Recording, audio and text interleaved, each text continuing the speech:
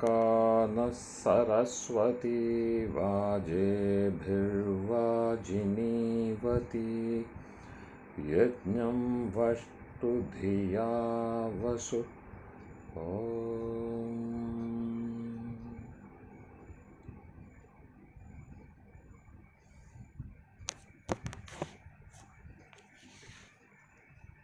യാനത്രയത്തെ സംബന്ധിച്ചുള്ള ചർച്ചയിൽ അനുബന്ധമായിട്ടുള്ള ചോദ്യങ്ങൾ അതിൽ കഴിഞ്ഞ പ്രാവശ്യം വീണ്ടും 2 ചോദ്യം കൂടി വന്നു. 2 ചോദ്യമേ ഉള്ളൂ ഞാൻ കരുതുന്നു. രണ്ടെണ്ണം മൂന്ന മാഷിൻ്റെ ഭാഗത്തുനിന്ന് വന്നതാണ്. വേറെ ഏതെങ്കിലും ചോദ്യമുണ്ട് എങ്കിൽ ഒന്ന് ഓർമ്മപ്പെടുത്തണം.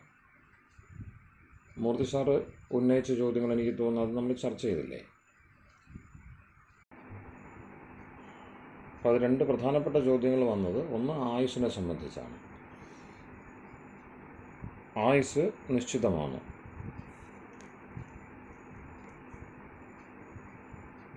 വിശേഷം സതിമൂലെ തദ്വിപാകെ ജാത്യായുർഭോഗ എന്ന സൂത്രവും മറ്റും ജാത്യായുർഭോഗ,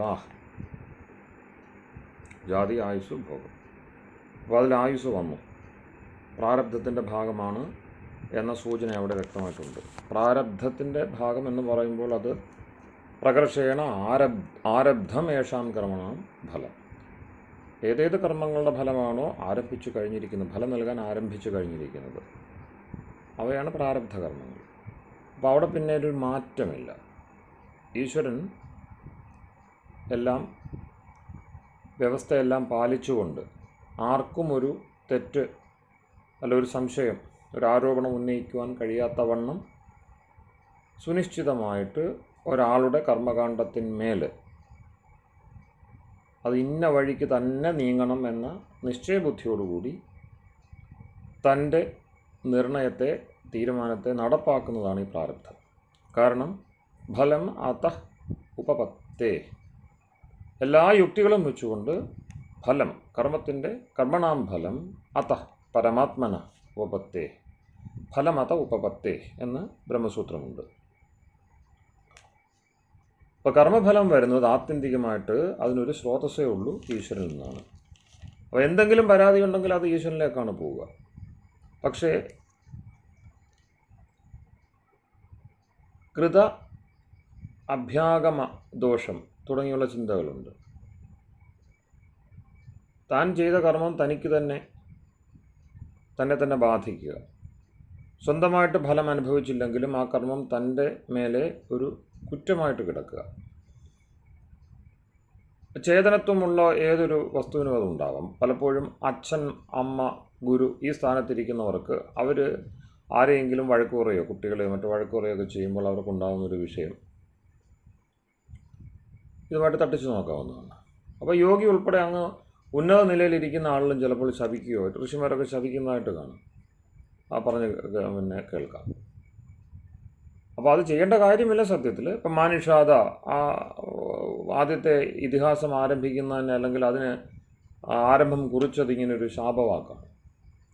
അപ്പം വേടനെ ശപിച്ചിട്ട് കാര്യമില്ല, അയാൾക്ക് അത്രയൊന്നും അറിയൊന്നുമില്ല. ഒരു ഋഷി വേടനെ ശപിക്കുക, ഇങ്ങനെയൊക്കെയുള്ള അസാധാരണമായിട്ടുള്ള ഒരു സ്ഥിതി, മാനസിക സ്ഥിതി മുതിർന്നവർക്കുണ്ടാവുന്നതായിട്ട് കാണാം.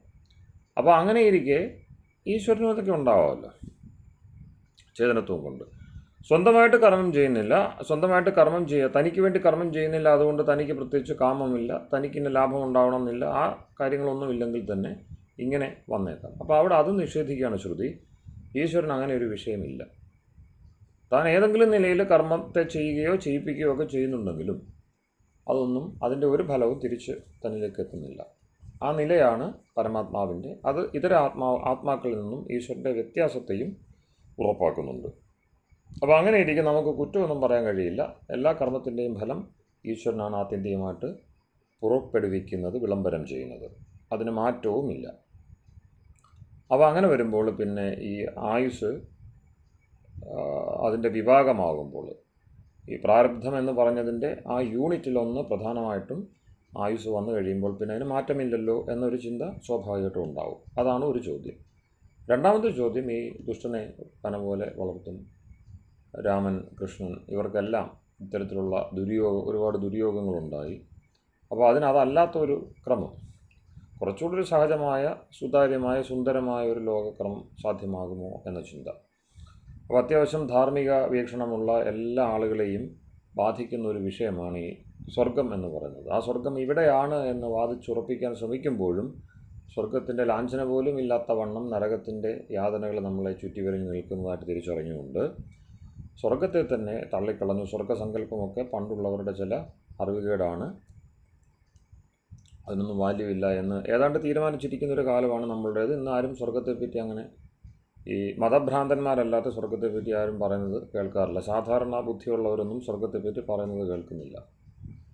ആർക്കെങ്കിലും അങ്ങനെ ചിന്തയുണ്ടോ എന്നറിയത്തില്ല. ഞാൻ ഇതുവരെ എൻ്റെ ചെറിയ ആയുസ്സിൽ പരിചയപ്പെട്ട ആളുകളൊന്നും അങ്ങനെ സ്വർഗത്തെപ്പറ്റി കാര്യമായിട്ട് ചിന്തിച്ച് കണ്ടിട്ടില്ല, പറഞ്ഞും കേട്ടിട്ടില്ല. മോക്ഷത്തെപ്പറ്റി ആളുകൾക്ക് ഒരു തികഞ്ഞ മുക്തി, സമ്പൂർണ്ണ മുക്തി, ദുഃഖവിമോചനം, അതിൻ്റെ സാധ്യതയെപ്പറ്റി ആളുകൾ ചിന്തിക്കുന്നുണ്ട്. ചിന്തിക്കുന്നവരെ എനിക്കറിയാം. അപ്പോൾ ഇതൊരു സ്വാഭാവിക ക്രമമാണോ? ഈ ധർമാധർമ്മങ്ങളുടെ ഈ ഒരു പോരാട്ടം, അതിൽ മിക്കപ്പോഴും കാണുന്ന ധർമ്മത്തിൻ്റെ പരാജയവും അധർമ്മത്തിൻ്റെ വിജയവും. ഇനിയും ധർമ്മത്തിന് വിജയിക്കണമെങ്കിൽ വലിയ വലിയ അവതാരങ്ങളൊക്കെ വേണ്ടി വരുന്നു. അധർമ്മമോ വളരെ സ്വാഭാവികമായിട്ട്, സഹജമായിട്ട് ജയിക്കുന്നു. അപ്പോൾ സർവൈവൽ ഓഫ് ദ ഫിറ്റസ്റ്റ് എന്ന് പറയുന്ന ആ സാധാരണ നാച്ചുറൽ സെലക്ഷൻ എന്ന് ഡാർവിൻ പറയുന്ന പ്രകൃതി അതിനോടാണ് ചേർന്ന് നിൽക്കുന്നത്. പ്രാകൃതിക കർമ്മങ്ങളും പ്രാകൃതികമായ നടപടിക്രമങ്ങളും അതുപോലെ ജീവൻ്റെ ആ സ്വാഭാവികമായ യാത്രയുമൊക്കെ അങ്ങനെയാണ്. അവിടെ ഈ സർവൈവൽ ഓഫ് ദ ഫിറ്റസ്റ്റ് എന്ന് പറയുന്ന കയ്യൂക്കുള്ളവൻ കാര്യക്കാരനെന്ന് സാധാരണ ഭാഷയിൽ പറയും. പിന്നെ മാത്സ്യന്യായം എന്നും പറയും. വലിയ മത്സ്യങ്ങൾ ചെറിയ മീനുകളെ വിഴുങ്ങുന്നു. അപ്പോൾ എപ്പോഴും ബലം, ശേഷി, കഴിവ്, മറ്റു കാര്യങ്ങൾ, സാമർഥ്യം, അവതരണശേഷി, പിന്നെ പ്രകടനപരത, ഇത്തരം കാര്യങ്ങൾ കുറഞ്ഞ ആളുകൾ സ്വാഭാവികമായും തഴയപ്പെടുന്നു. ഡിഫറൻ്റ്ലി ഏബിൾഡ് എന്നൊക്കെ പറഞ്ഞ് നമ്മൾ നല്ല ജനാധിപത്യ വ്യവസ്ഥയിൽ ഉണ്ടാവേണ്ട ചില സങ്കല്പങ്ങൾ നമ്മളൊക്കെ മുന്നോട്ട് വെക്കുന്നുണ്ട് എങ്കിലും അതൊക്കെ ഒന്നോ രണ്ടോ പേരുടെ ജോലിയിലൊക്കെ ഒതുങ്ങിയേക്കും. PSC ലിസ്റ്റിലൊക്കെ വന്നിട്ട് എന്തെങ്കിലുമൊക്കെ ചെയ്തേക്കും. പക്ഷേ ഒരു സാധാരണത്വം അവർക്ക് കിട്ടാറില്ല. സാധാരണ ജീവിതം അവർക്ക് പലപ്പോഴും നിഷേധിക്കപ്പെടുന്നു. അവരെ നോക്കുമ്പോൾ നമ്മൾ മിത്രസ്യ ചക്ഷുഷ സമീക്ഷാമഹേ എന്ന് പറയുന്ന വേദഭാവത്തോടു കൂടി നമുക്ക് അവരോട് വ്യവഹരിക്കാൻ കഴിയുന്നില്ല. എന്തോ രണ്ടാമതൊന്ന്, വേറിട്ട ഒന്ന്, ഒരവരത്വം, ഒരു നിന്ദാഭാവം അവിടെ വരുന്നുണ്ട്. അതിനെ അതിജീവിക്കാൻ ആളുകൾ പലപ്പോഴും ശ്രമിക്കാറുണ്ട്. പക്ഷേ സഹജമായിട്ട് വരുന്ന അങ്ങനെയല്ല. അപ്പോൾ ഇങ്ങനെയെല്ലാം ചിന്തിക്കുമ്പോൾ പ്രകൃതി അല്ലെങ്കിൽ ഒരു നാച്ചുറൽ ലോ, ജീവൻ്റെ സഹജമായ നിയമങ്ങൾ അധർമ്മത്തെ അല്ലെങ്കിൽ കലർപ്പുള്ള കൃഷ്ണകർമ്മങ്ങളെ, ശുദ്ധകർമ്മങ്ങളെക്കാൾ കൃഷ്ണകർമ്മങ്ങളെ ന്യായീകരിക്കുന്നു, അല്ലെങ്കിൽ അവയ്ക്കൊപ്പം നിൽക്കുന്നു. ഒന്നോ രണ്ടോ ആളുകളുടെ 1000 പേർ ഈ സഹജ നിയമം അനുസരിച്ച് സഞ്ചരിക്കുമ്പോൾ ഒന്നോ രണ്ടോ പേരുടെ വളരെ ബുദ്ധിമുട്ടിയുള്ളൊരു വിചാരം, പലപ്പോഴും സംസ്കാരം, സദാചാരം, പിന്നെന്താണ്, ചിന്ത കൊണ്ടുള്ള ദന്തഗോപുരവാസം, ഇങ്ങനെയൊക്കെയുള്ള അവസ്ഥ കൊണ്ട് കുറച്ച് പേർക്ക് മാത്രം, വേണമെങ്കിൽ നമുക്ക് പറയാം ബുദ്ധിജീവികൾ എന്ന് പറയുന്നൊരു വർഗം, അല്ലെങ്കിൽ അങ്ങനെ ഒരു ബുജി എന്നൊക്കെ ആക്ഷേപിക്കപ്പെടുന്ന ഒരു വർഗത്തെ പോലെ ഒരു ന്യൂനപക്ഷം ഇപ്പുറത്തുമുണ്ട്. അതായത് ധാർമ്മിക പക്ഷത്തുമുണ്ട്. ബുദ്ധിജീവികൾക്ക് ചില സ്വാതന്ത്ര്യമുണ്ട്. അവർ ഹിപ്പി സംസ്കാരം വരെ പോകുന്നതിന് കുഴപ്പമൊന്നുമില്ല. അസുരന്മാരിലും ബുദ്ധിജീവികളുണ്ട്. പക്ഷേ എന്നാലും ഈ ഒറ്റപ്പെട്ട കുറച്ച് പേരേ ഉള്ളൂ അവിടെ. അപ്പോൾ അങ്ങനെ വളരെ സെലക്റ്റീവായൊരു ന്യൂനപക്ഷമാണ് ഈ ധർമ്മം എന്ന് പറഞ്ഞൊരു സംഗതിക്ക് വേണ്ടി വാദിക്കുന്നത്. ധർമ്മം അതിൻ്റെ ആരംഭം, മൂലം എന്ന നിലയിൽ ഈശ്വരൻ, ഋതം, അങ്ങനെ ഒരു യൂണിവേഴ്സൽ ലോ, അതൊക്കെ ചിന്തിക്കുന്നത് ഈ പറഞ്ഞ പോലെ കുറച്ച് പേര് മാത്രമാണ്. അതുകൊണ്ട് തന്നെ അത് സ്വാഭാവികമല്ല, അസ്വാഭാവികമാണ്. ചിലരുടെ ചിന്തയിൽ അങ്ങനെ അവരുടെ ചിന്താക്ലേശം കൊണ്ട് അവരങ്ങനെയൊക്കെ പറയുന്നു എന്നതല്ലാതെ അതിനൊരു നാച്ചുറാലിറ്റി ഇല്ല, അതിനൊരു പ്രയോഗപരതയില്ല. കാരണം പ്രയോഗത്തിൽ ഈ ധർമ്മം വിജയിച്ച് കാണുന്നില്ല, അധർമ്മം വിജയിക്കുകയും ചെയ്യുന്നുണ്ട്. അപ്പം വിജയിക്കുന്നതിൻ്റെ കൂടെ നിന്നാൽ പോരെ, എന്ന ഒരു ചിന്ത വരെ പോകുന്ന അതാണ് മുകുന്ദൻ സാർ സൂചിപ്പിച്ച രണ്ടാമത്തെ സംശയം എന്നാണ് എനിക്ക് ഇപ്പോൾ ഓർത്തെടുക്കാൻ കഴിയുന്നത്. അവിടം വരെ അത് പോകുന്നുണ്ട്. എന്തെങ്കിലും ആശയത്തിൽ വിട്ടുപോയിട്ടുണ്ടെങ്കിൽ ഇടയ്ക്ക് കൂട്ടിച്ചേർക്കണം. അപ്പോൾ അത് വളരെ പ്രധാനപ്പെട്ട 2 ചോദ്യങ്ങളാണ് നമ്മുടെ മുമ്പിലുള്ളത്, വിശേഷം യാനവുമായി ബന്ധപ്പെട്ട്. അപ്പോൾ 3 യാനങ്ങളെ വേദം പരിചയപ്പെടുത്തുന്നു. 2 യാനങ്ങളിൽ പോകാൻ പറയുന്നു. 2 യാനങ്ങൾ പാരലലല്ല, മറിച്ച് ഒരു ലൈനിൻ്റെ തന്നെ 2 വശങ്ങളാണ്. ഒരേ സമയം നമുക്ക് ഒരേ ധാരയിൽ സഞ്ചരിക്കാൻ പറ്റും എന്നതാണ്. അതിൽ നിന്ന് നമ്മൾ വിട്ടുപോകത്തില്ല. ഇപ്പോൾ ദൂരമേതേ വിഷൂജി എന്ന സൂചനയിലൂടെ കഠോപനിഷത്ത് പ്രേയസ് ശ്രേയസ് ഇത് രണ്ടും ഒരുമിച്ച് പോകില്ല എന്ന് സൂചിപ്പിക്കുന്നുണ്ട്. അത് പലപ്പോഴും കഠോപനിഷത്ത് ആ കഠ ശബ്ദം സൂചിപ്പിക്കുന്ന പോലെ കഠിനതയെ അഥവാ ബുദ്ധിമുട്ടുകളെ, പ്രയാസങ്ങളെ, സാധകൻ ഉണ്ടാകുന്ന മനുഷ്യനല്ലാത്ത ഒരാളല്ല സാധകൻ. അപ്പോൾ മനുഷ്യത്വത്തിൻ്റെ എല്ലാ പരിമിതികളും ഉള്ള ആളുകൾ അവരാണല്ലോ സാധകരാവുക. പരിമിതികളെ തിരിച്ചറിയുമ്പോഴാണ് സാധകത്വം ഉറപ്പാക്കുക. അപരിമിതമായ അവസ്ഥയിലല്ല സാധകത്വം ഉണ്ടാവുക. ആ സമയത്ത് നമ്മൾ സിദ്ധിയിലേക്ക് പോകുന്നു. അപ്പോൾ സാധകരായിട്ട് ഇരിക്കുന്ന ആളുകൾക്ക് ഉണ്ടാകുന്ന കഠിനതകളെ, ക്ലേശങ്ങളെ സൂചിപ്പിക്കുക. ആ വിശ്വജിത് യാഗത്തിൻ്റെയൊക്കെ കാര്യങ്ങൾ സൂചിപ്പിക്കുന്ന സമയത്ത് സർവസ്വവും സമർപ്പിക്കുന്നു, കെട്ട പശുക്കളെ, വരണ്ട ഭൂമിയെ ഒക്കെ ആദ്യം കൊടുക്കുന്നു. അങ്ങനെയൊക്കെയുള്ള പരാമർശങ്ങളിലൊക്കെ കാണുന്നതെന്ന് വെച്ചാൽ യജ്ഞകർമ്മം ചെയ്യുക നല്ല കാര്യമാണ്. വിശേഷം അക്കാലത്ത് നചികേതസും അദ്ദേഹത്തിൻ്റെ അച്ഛനുമൊക്കെ ജീവിച്ചിരിക്കുന്ന പരമ്പര ആ കാലം എന്ന് വെച്ചാൽ ഋഷികളുടെ കാലമാണ്. അപ്പോൾ ആ കാലത്തും യജ്ഞം ചെയ്യുമ്പോഴുണ്ടാകുന്ന ക്ലേശം എന്താണ്? ഈ സർവസ്വ ദാനം എന്ന് പറയുന്നത് ബുദ്ധിമുട്ടുള്ള കാര്യമാണ്. എല്ലാം കൊടുക്കുക, എല്ലാം അന്യർക്ക് കൊടുക്കുക, അല്ലെങ്കിൽ തൻ്റെ കൈവശത്തുനിന്ന് പോവുക. അതുകൊണ്ട് എന്ത് ഫലമുണ്ടാകുന്നു വേദം പറയുന്നുണ്ട്. പിതൃ വഴിയിലൂടെ പോകുമ്പോൾ നിങ്ങൾ ദാനം ശീലിക്കണം, അത് ചെയ്യണം. ഇതന്ന മമ എന്ന് പറയുന്ന ഭാവം വേണം. അത് വ്യവഹാരത്തിലെല്ലാം, ഇടപാടുകളിലെല്ലാം അത് സ്ഫുരിക്കണം. ഇതന്ന മമ എന്നതാവണം ജീവിതത്തിൻ്റെ നയതന്ത്രം എന്നെല്ലാം നിഷ്കർഷിച്ചാണ് യജ്ഞത്തിൻ്റെ വ്യവസ്ഥ മുന്നോട്ട് വച്ചിരിക്കുന്നത്. പക്ഷേ അവിടെ നമ്മൾ സമർപ്പിക്കുമ്പോൾ അപ്പോഴും ഫലചിന്തയൊന്നും നമ്മളെ പിടികൂടും. എന്ത് പ്രയോജനം? ഇതെല്ലാം ഈ നെയ്യും സദ്വസ്തുക്കളുമെല്ലാം. എനിക്ക് ഇതാദ്യം യജ്ഞത്തിൻ്റെ ഇത് കാണുമ്പോൾ എനിക്ക് തോന്നിയിട്ടുള്ള കാര്യമാണ്. ഞാൻ പങ്കെടുക്കുന്നത് ഈ പട്ടന്മാരുടെ സഭയിലെ ഒരു കർമ്മത്തിലാണ്. ഞാൻ ആദ്യമായിട്ട് യജ്ഞത്തിൻ്റെ അവിടെയൊക്കെ നിന്ന് കണ്ടിട്ടുണ്ട്, പക്ഷെ നേരിട്ട് കാണുന്നത്. അപ്പോൾ അവിടെ ഒന്നാന്തരം ഉണ്ണിയപ്പം, അത് കണ്ടാൽ നമ്മുടെ വായി വെള്ളം ഊറും. മോദകമല്ല, ഉണ്ണിയപ്പം തന്നെ, കുറച്ചൊരു ചെറുത്. അപ്പോൾ അത് ഈ കയ്യിൽ അതിലെടുക്കുന്ന കണ്ടാറ് ഇങ്ങനെ പതുപതിച്ചിരിക്കുന്ന അത്രയും സുന്ദരമായ ഉണ്ണിയപ്പം എടുത്ത് ഇങ്ങനെ തോരാതെ എന്ത് ചെയ്തുകൊണ്ടിരിക്കുക, അത് ഈ തീയിലോട്ട് എറിഞ്ഞുകൊണ്ടിരിക്കുകയാണ്. അപ്പോൾ അത് വാദ്യാർ വളരെ വലിയ വലിപ്പമുള്ളൊരു വാദ്യാറാണ്. അപ്പം ആ യജ്ഞവേദിയേക്കാളും പുറത്താണ് അദ്ദേഹത്തിൻ്റെ ശരീരം നിൽക്കുന്നത്. അത്രയും വലിയൊരാൾ വളരെ അനായാസമായിട്ട് നിശ്ചിന്തമായിട്ട് ഇതിങ്ങനെ ഇട്ടുകൊണ്ടിരിക്കുകയാണ്. അപ്പോൾ ഒരു വലിയ കൂന പോലെ, നമ്മൾ ആ ചിത്രത്തിലൊക്കെ കാണുന്ന പോലെ വലിയൊരു കൂനയുണ്ട്. ഈ ഉണ്ണിയപ്പം ഇങ്ങനെ പിരമിഡ് പോലെ വെച്ചിരിക്കുന്നു. ഓരോന്നെടുത്ത് ഇങ്ങനെ ഓരോന്നോ 2 ഒക്കെ എടുത്ത് ഇങ്ങനെ ഇട്ടുകൊണ്ടിരിക്കുന്നു. അപ്പോൾ എൻ്റെ വിഷമം എന്ന് വെച്ചാൽ ഇത് തീയിലിട്ട് കരിച്ചു കളയുകയാണ്. ഇത് കഴിക്കാൻ കൊടുത്തിരുന്നെങ്കിൽ ഗുണമാകത്തില്ലേ? അപ്പോൾ നമ്മൾ സ്വാഭാവികമായിട്ടും കണ്ടുകൊണ്ടിരിക്കുന്ന ആൾക്കും ചെയ്തുകൊണ്ടിരിക്കുന്ന ആൾക്കും ഒക്കെ ഈ ഒരു തോന്നലുണ്ടാകും, ഈ തീയിലിട്ട് കളയേണ്ട കാര്യമുണ്ടോ, ഇത് എന്തെങ്കിലും വേറെ ഗുണം ഉണ്ടാവില്ല. അപ്പോൾ അങ്ങനെ മെല്ലെ എന്ത് ചെയ്തു, യജ്ഞം നിന്നു. യജ്ഞ സംസ്കാരം അവിടെ ഇവിടെ ആരെങ്കിലുമൊക്കെ ചെയ്താലായി. അതും എന്താണ് പറയുന്നത്, ഈ ആണ്ടിനും സംക്രാന്തിക്കും എന്ന് പറയുന്ന പോലെ വല്ലപ്പോഴും ഉണ്ടാകുന്നു എന്നുള്ളൊരു കൗതുകം കൊണ്ടാണ് ഇപ്പോൾ ഈ യജ്ഞവും മറ്റും നിലനിൽക്കുന്നത്. എല്ലാ ദിവസവും സോമയാഗവും അതിരാത്രവും ഒക്കെ ചെയ്യാൻ ആളുകൾ തീരുമാനിച്ചു കഴിഞ്ഞാൽ എന്തായിരിക്കും അവസ്ഥ, ഇന്നത്തെ ആളുകളുടെ ഒരു ചിത്തവൃത്തി? അപ്പോൾ ആ നിലയിലേക്ക് അതെല്ലാം മെല്ലെ കൊഴിഞ്ഞത് കാണാം. ഏറ്റവും കൂടുതലത്തെ അശ്വമേധം നടക്കുന്നത് 16 17 നൂറ്റാണ്ടിലാണ്. അത് ജയ്പൂരിൽ വെച്ചാണ്. അതും പഴയ ഒരു ഉത്സാഹത്തിൽ നടന്നതായിട്ട് തോന്നുന്നില്ല. എൻ്റെ ഓർമ്മ ശരിയാണെങ്കിൽ ആദിത്യ ചോളൻ്റെ കാലത്ത് 12-13 നൂറ്റാണ്ട് അതിലും ചോളന്മാരാണ് ഏറ്റവും ഒടുവിലത്തെ വലിയ അശ്വമേധം നടത്തുന്നത്. അപ്പോൾ അശ്വമേധം എന്നൊക്കെ പറഞ്ഞാൽ രാഷ്ട്രത്തിന് വേണ്ടി ചെയ്യുന്ന ഇതേപോലത്തെ വലിയ യാഗങ്ങളാണ്. അപ്പം നിരന്തരമായിട്ട് നോക്കണം. കൽപ്പസൂത്രങ്ങളുണ്ട്.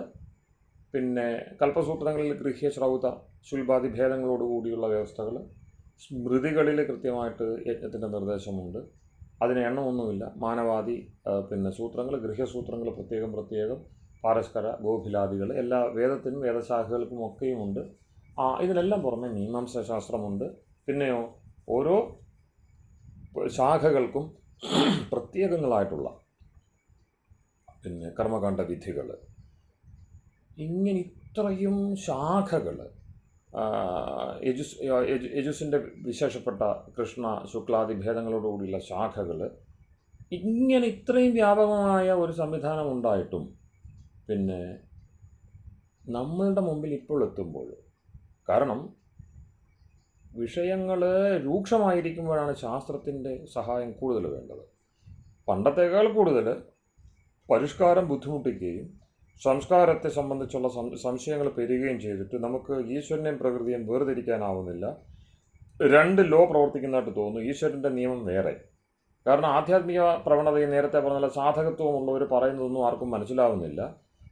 അവർക്ക് ഇതും മനസ്സിലാവുന്നില്ല, ഈ പ്രകൃതിയുടെ ഈ പോക്ക് പരിഷ്കാരവുമായിട്ട് ബന്ധപ്പെട്ട്. അപ്പോൾ സംസ്കാരവും പരിഷ്കാരവും രണ്ടു വഴിയിലേക്ക് പോകുന്നു. ഈ പ്രശ്നമാണ് ദൂരമേതേ വിഷൂജി എന്ന നിലയിൽ പ്രേയസ് ശ്രേയസ് എന്ന രണ്ട് നാമങ്ങളിലൂടെ കഠോപനിഷത്ത് സൂചിപ്പിക്കുന്നത്. അപ്പോൾ നമ്മൾ ധർമ്മത്തെ അഭിമുഖീകരിക്കുമ്പോൾ ധാർമ്മിക വിഷയങ്ങളെ സംബന്ധിച്ച്, വൈദിക വിഷയങ്ങളെ സംബന്ധിച്ച് എന്ന് പറഞ്ഞാൽ മതി. കാരണം ആത്മാവിനെ മാത്രം മുന്നിൽ കണ്ടുകൊണ്ട് അവിടെ ആണും പെണ്ണും ഒന്നുമില്ല. കർമ്മത്തിലേക്ക് വരുമ്പോഴാണ് ഈ ആണും പെണ്ണും ലിംഗഭേദവും മറ്റും വരുന്നത്. അല്ലെങ്കിൽ ബുദ്ധിയെ സംബന്ധിച്ചാണ് ആണും പെണ്ണും ഒക്കെ വരുന്നത്. ആത്മാവിന് ആണും പെണ്ണും ഒന്നുമില്ല. ബുദ്ധി തൊട്ടേ ഈ ആൺ പെൺ ഭേദം പ്രകടമാകുന്നുള്ളൂ. അതനുസരിച്ച് മാത്രമേ വേദങ്ങളിൽ നിർദ്ദേശങ്ങളുള്ളൂ. അപ്പോൾ വേദം തൊട്ടുള്ള നമ്മളുടെ മഹത്തായ നമ്മളുടെ മൗലിക സാഹിത്യത്തിൽ മഹതേർ ഋഗ്വേദാദേർ എന്ന് ആദിശങ്കരൻ്റെ ആ വാക്യമാണ് എനിക്കെപ്പോഴും ആ വിഷയം ഇതിനെപ്പറ്റി പറയുമ്പോൾ ഓർമ്മ വരിക. മഹത്തായ ഋഗ്വേദാദി വാങ്മയം. അപ്പോൾ അവിടെ ഒരു ചിന്തയേ ഉള്ളൂ, ആത്മാവ്. എന്ത് കാര്യം പറയുമ്പോൾ, എന്ത് കർമ്മം പറയുമ്പോഴും ഇതൊരാത്മാവ് ചെയ്യേണ്ടതാണ്, ഒരാത്മാവിന് വേണ്ടിയാണ്. അവിടെ തർക്കമൊഴിഞ്ഞ ഒരു നിർണയ സ്വരൂപം കാഴ്ചവെക്കണം. അവർ ഈ മന്ത്രങ്ങളെ സമീപിക്കുന്ന പക്ഷം ശുദ്ധിയോടുകൂടി, ആഗ്രഹത്തോടുകൂടി, അർത്ഥിത മാത്രമേ പറയുന്നുള്ളൂ. ഈ കഠിനതയൊക്കെ വരുന്നതെന്ന് വെച്ചാൽ നമുക്കതുമായിട്ടുള്ള പലപ്പോഴും ഉണ്ടല്ലോ, നമ്മൾ ആളിനെ പറ്റി തെറ്റിദ്ധാരണ, പലരുടെയും സ്വഭാവമൊക്കെ നമ്മൾ നേരത്തെ തന്നെ മുൻകൂട്ടി കണ്ടുകൊണ്ട് മുൻവിധിയോടെ സമീപിച്ചിട്ട് വളരെ സാധുക്കളെ നമ്മൾ വളരെ ക്രൂരന്മാരായിട്ടും അതുപോലെ പരുഷ സ്വഭാവമുള്ളവർ ആയിട്ടുമൊക്കെ കണ്ട് നമ്മൾ മാറി നിൽക്കാറുണ്ട്. അത് സാധാരണ എപ്പോഴും പറ്റുന്ന, വിശേഷിച്ചും ഈ ധാർമ്മികതാ മൂല്യം ഇതൊക്കെ നിലനിർത്തുന്ന ആളുകളോട് സാധാരണ മനുഷ്യർക്ക് അടുക്കാൻ തോന്നാറില്ല. അവർ വെറുക്കും, അല്ലെങ്കിൽ അവർ പാദപൂജ ചെയ്യും. അവരോട് വേണ്ട വിധത്തിലുള്ളൊരു സഹജീവി വ്യവഹാരം പലപ്പോഴും കാണാറില്ല. എന്നതുപോലെയാണ് വേദാദി വിഷയങ്ങളോട് ഉള്ള സമീപനം. അത് കഠിനമാണ്, അതുകൊണ്ട് അതിനെ മാറ്റി നിർത്തും. അങ്ങനെ കാഠിന്യമൊന്നുമില്ല. സമീപിച്ചു കഴിഞ്ഞാൽ ആ സമീപിക്കുന്നവർക്ക് ശുദ്ധമായ ജ്ഞാന സരസായിട്ട്, ഒഴുക്കായിട്ട്, പ്രവാഹമായിട്ട് മാറാൻ പാകത്തിനുള്ള, അല്ലെങ്കിൽ എന്താണ് പറയുന്നത്, അച്ഛൻ്റെ വാത്സല്യം, അമ്മയുടെ മുലപ്പാൽ, ഈ ഭാവങ്ങളൊക്കെയാണ് വേദ സംഹിത നമ്മളോട് വെച്ചു പുലർത്തുന്നത്. സനഃ പിതേവ സൂനവേഗ്നേ സൂപായനോ ഭവ സജസ്വാന സ്വസ്തയേ. സ്വസ്തിക്ക് വേണ്ടി അച്ഛനെ പോലെ സൂപായന നിരന്തരം അച്ഛനെ നമ്മൾ സമീപിച്ചു കഴിയുമ്പോൾ ഉപായ ബോധമാണ് നമുക്കുണ്ടാകുന്നത്. അതായത് ഉപായത്തെ നൽകുന്ന വ്യവസ്ഥയുടെ പേരാണ് ശാസ്ത്രം. അപ്പം സാധാരണ നിലയിൽ ഈ സാമൂഹ്യ വിഷയങ്ങളിൽ കൂടുതൽ ഇടപെട്ട് നടക്കുന്ന ആൾ എന്ന നിലയിൽ, കുറച്ചുകൂടി പൊതു വ്യക്തിത്വം നിലനിർത്താൻ കഴിയുന്ന ആൾ എന്ന നിലയിൽ, അമ്മയേക്കാൾ കുറച്ചുകൂടെ എന്താണ് പറയുന്നത്, പൊതുമ നിലനിർത്തുന്ന ആൾ എന്ന നിലയിൽ, സമൂഹത നിലനിർത്തുന്ന ആളെന്നുള്ള നിലയിൽ ആയിരിക്കണം അച്ഛൻ്റെ അവിടെ ആ ഒരു പിതൃത്വം അവിടെ ഈശ്വരന് കൊടുക്കുന്നത്. അപ്പോൾ ഷന്നോ ദേവീരഭിഷ്ടയ എന്ന് പറയുമ്പോൾ അവിടെ ആപ ദേവി ഈ ഭാവം ഈശ്വരന് വന്നു, മാതൃഭാവവും വന്നു. പക്ഷേ ഇവിടെ എന്തായാലും ആദ്യത്തെ മന്ത്രത്തിൽ അഗ്നി സൂക്തത്തിൽ അത് നിൽക്കുമ്പോൾ സനഃ പിതേവസ്തൂനവേഗ്നെ സൂപായനോ ഭവ എന്നാണ് പറയുന്നത്. അപ്പോൾ പിതാവിനെ പോലെ ഉപായനാവണം നീ. ഉപായന വളരെ പ്രധാനപ്പെട്ട ഒരു പ്രയോഗമാണ്, ഹൃദ്യമായ പ്രയോഗമാണ്. ഉപായം നൽകുന്നത് ശാസ്ത്രമാണ്. ഉപായങ്ങൾ ഒരുപാടുള്ളവനാണ് അച്ഛൻ എന്നാണ് ഇതിനകത്ത് പറയുക.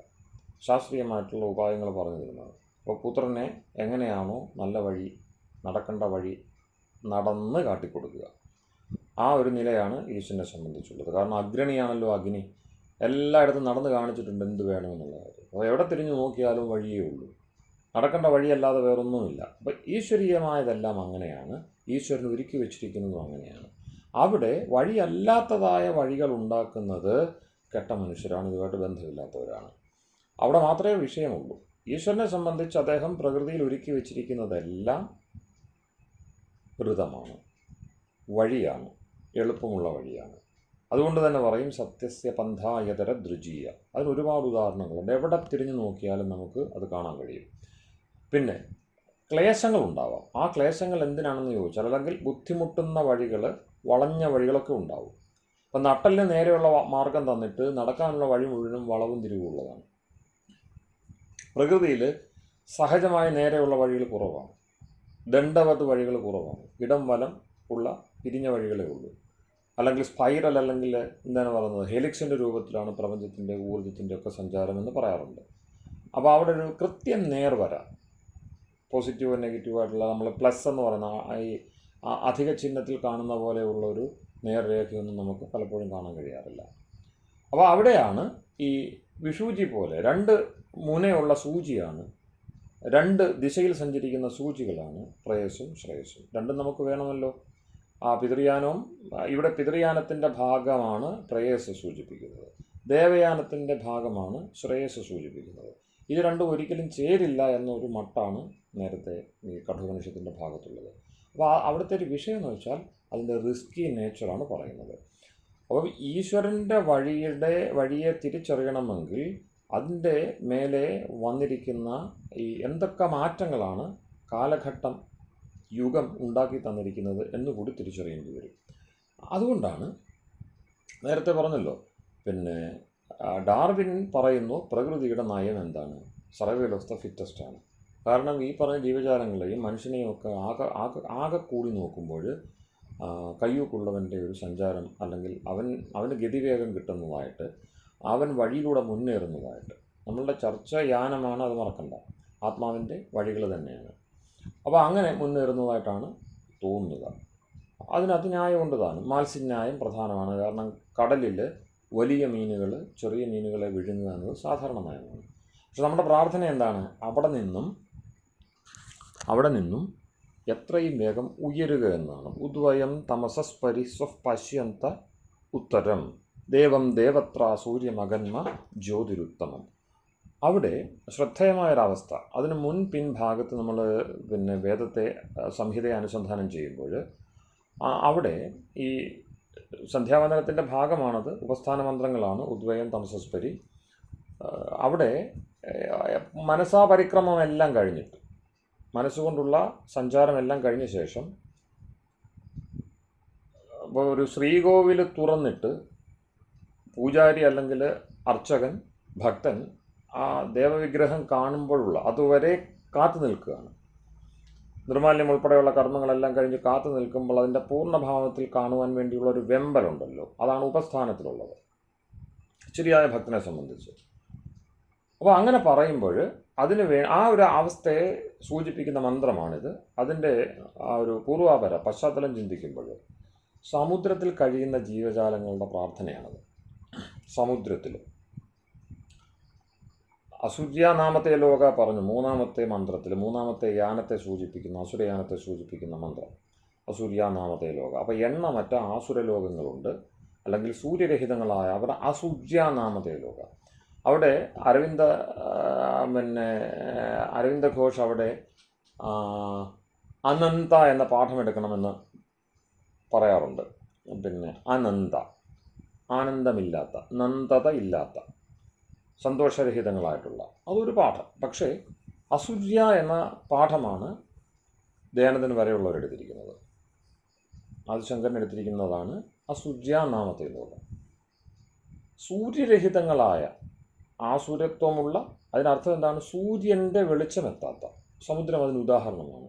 നമുക്ക് സൂര്യനെ കാണാൻ കഴിയുന്നത് പോലെ ഈ സാഗര ജീവികൾക്ക് ആ ഒരു ആക്സസ് ഇല്ല. അവരുടെ പ്രാർത്ഥന എന്താണ്? ഈ ഇരുട്ടിൽ ഞങ്ങൾ കഴിയുമ്പോൾ എത്രയും വേഗം ഞങ്ങളെ ദിവാകര ലോകത്തിലേക്ക് എത്തിക്കണേ എന്നാണ് അവ പ്രാർത്ഥിക്കുന്നത്. ഉദ്വയം തമസസ്പരി, ഈ തമസ് വിട്ടിട്ട് പശ്യന്ത ഉത്തരം, ഞങ്ങൾ ഈ ഉത്തരജ്യോതിയെ കാണട്ടെ. ഉത്തര, ഉത്തര, ഉത്തമ, കമ്പാരിറ്റീവ്, സൂപ്പർലേറ്റീവ്. അപ്പോൾ ഇടയ്ക്ക് നിൽക്കുന്ന മധ്യലോകമാണ് പിന്നെ ഈ ബ്രഹ്മപ്രാപ്തിയെ സംബന്ധിച്ചിടത്തോളം ആദിത്യലോകം അണയുക എന്നത്. അപ്പോൾ അവിടെയുള്ള അനന്തകോടി ഈ ആസുരലോകങ്ങൾ, അല്ലെങ്കിൽ സൂര്യരഹിതങ്ങളായ, ഭൂമിക്കടിയിലുള്ളതെല്ലാം അങ്ങനെയാണ്, മണ്ണീര തുടങ്ങിയുള്ളതെല്ലാം സൂര്യനെ വിട്ടുള്ള ജീവിതമാണ് അവയ്ക്ക്. സൂര്യപ്രകാശത്തിലേക്ക് നേരിട്ട് വരാൻ കഴിയാത്ത അവസ്ഥ. അപ്പോൾ സൂര്യപ്രകാശത്തിലേക്ക് നേരിട്ട് വരാൻ കഴിയാത്ത പിന്നെ കോടിക്കണക്കിന് ജീവജാലങ്ങളുടെ പ്രാർത്ഥനയാണ് ഉദ്വയത്തിലുള്ളത്. ഞങ്ങളൊന്ന് പിന്നെ ഉണർന്ന് പൊന്തി ഉയർന്ന് ദിവാകര ലോകം അണയട്ടെ. കാരണം അവിടെ എത്തിയാൽ മാത്രമേ ഉത്തമ ജ്യോതിയിലേക്ക്, ദേവം ദേവത്ര സൂര്യം അഗന്മ ജ്യോതിരുത്തമം, ഉത്തമ ജ്യോതിയിലേക്ക് എത്തുവാനാവുകയുള്ളൂ.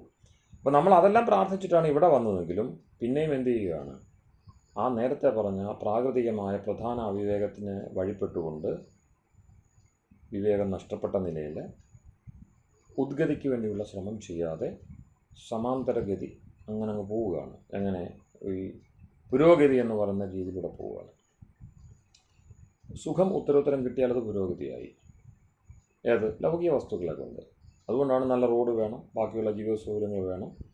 ഈ മോക്ഷത്തെ കാംക്ഷിക്കുന്നവരാണ് ഒരു ദേശത്തുള്ളതെങ്കിൽ അവിടെ ഇന്നത്തെ നിലയിൽ പിന്നെ 4 ലൈൻ ഡ്രൈവോ അത്തരത്തിലുള്ള സംഗതികളോ 4 വീൽ ഡ്രൈവോ ഒന്നും ഉണ്ടാവത്തില്ല. കാരണം അവർക്ക് അത്രയും വേഗത്തിൽ ഈ പറഞ്ഞ ഇവിടെ ചുറ്റിക്കറങ്ങി നടക്കുന്നതിനോട് വലിയ താല്പര്യമില്ല. എത്ര ദൂരം ഈ ഭൂമിയിൽ എത്ര ദൂരം സഞ്ചരിച്ചാലും അത് ഒരു എന്താണ് പറയുന്നത്, ഒരു ദിവസത്തെ യാത്ര പോലും പൂർത്തിയായതായിട്ട് അവർക്ക് തോന്നാറില്ല മോക്ഷത്തിൽ സഞ്ചരിക്കുന്ന ആളുകൾക്ക്. പിന്നെ വിഗ്രഹാരാധനയെ സംബന്ധിച്ചുള്ള വലിയ ഒരു സന്ദർഭത്തിൽ ഋഷി ദയാനന്ദൻ പറഞ്ഞൊരു കാര്യം ഇപ്പോൾ എനിക്ക് ഓർമ്മ വരിക. ഞാനവിടെ പോയിട്ടുണ്ട്, ഓംകാരേശ്വര ക്ഷേത്രം. ശ്രീനാഥ ജിയുടെ ക്ഷേത്രം കഴിഞ്ഞിട്ട് നമ്മൾ പ്രസിദ്ധമായിട്ടുള്ള ഈ ഗോസായിമാരുടെ ഒരു ക്ഷേത്രമുണ്ട്, ശ്രീനാഥ, പിന്നെ നാഥദ്വാര. ഇതെല്ലാം രാജസ്ഥാൻ പ്രാന്തങ്ങളിലാണ്. അപ്പോൾ രാജസ്ഥാനിൽ നാഥദ്വാര കഴിഞ്ഞ് പിന്നെയും മുന്നോട്ട് പോകുമ്പോൾ ഈ ഓംകാരേശ്വര ക്ഷേത്രം, മേവാത്ത്, മാറവാട് എന്നൊക്കെ പറയുന്ന പലതരം ഭൂമി ഭേദങ്ങളുണ്ട് ആരവല്ലി പിന്നെ നിരയുടെ താഴ്വരകളിൽ. അപ്പോൾ ഇതെല്ലാം രജപുത്രന്മാരുടെ വലിയ കഥകൾ തീർന്ന സ്ഥാനങ്ങളാണ്. അപ്പോൾ അവിടെ ഈ ഓംകാരേശ്വര ക്ഷേത്രം കഴിഞ്ഞതിന് ശേഷം അവിടെ ദേശഭേദം കൊണ്ടാണ്, വേറൊരു വലിയ ദേശത്തിലേക്ക് കയറാനുള്ള വഴി കൂടിയാണ്. ഒരു പ്രവേശ സ്ഥാനത്താണ് ഈ ക്ഷേത്രമുള്ളത്. ഒരു വലിയ മഹാക്ഷേത്രമാണത്. അപ്പോൾ അതിൻ്റെ വ്യവസ്ഥാപകനായിട്ടുള്ള രാജാവ് അദ്ദേഹത്തോട് ആവശ്യപ്പെട്ടു, അങ്ങയുടെ ഈ വൈദിക ചിന്തയും മറ്റും അതിൽ ആകർഷനായിട്ട് ഞാൻ ആഗ്രഹിക്കുന്നു, അങ്ങ് പുരോഹിതനായിട്ട് ഈ ക്ഷേത്രത്തിൻ്റെ പിന്നെ ക്ഷേത്രത്തിൽ ഉണ്ടാവണം, അങ്ങ് എന്താഗ്രഹിച്ചാലും അത് ചെയ്തു തരാം, ഗ്രന്ഥ രചനയ്ക്കുള്ള സഹായം ബാക്കി എന്തൊക്കെ വ്യവസ്ഥകളുണ്ടോ അതെല്ലാം ചെയ്തു തരാം, അങ്ങ് കേവലം ആ പദവിയിലിരുന്നാൽ മതി. അങ്ങനെ ഋഷി ദയാനന്ദനെ ക്ഷണിക്കുന്നു, നിർബന്ധമായി ക്ഷണിക്കുന്നു. കാരണം ഇവരെയൊക്കെ ഈ മനുസ്മൃതി പഠിപ്പിക്കുക എന്നത് അദ്ദേഹത്തിൻ്റെ ഒരു സാധാരണ ക്രമമായിരുന്നു. ഏതെങ്കിലും ഒരു രാജസ്ഥാനത്തെത്തിയാൽ അവരെ മനുസ്മൃതി പഠിപ്പിക്കുക എന്നതായിരുന്നു ഋഷി ദയാനന്ദൻ സാധാരണ ചെയ്തു വന്നിരുന്നത്. അപ്പോൾ അതിലുള്ള ഒരു ഊറ്റം, ധർമ്മത്തിലുള്ള ഒരു നിഷ്ഠയും മറ്റും കണ്ടുകൊണ്ട് തന്നെയാണ് രാജാവ് അദ്ദേഹത്തെ അവിടെ ക്ഷണിച്ചത്. പക്ഷേ അദ്ദേഹത്തിന് ക്രോധമുണ്ടായി.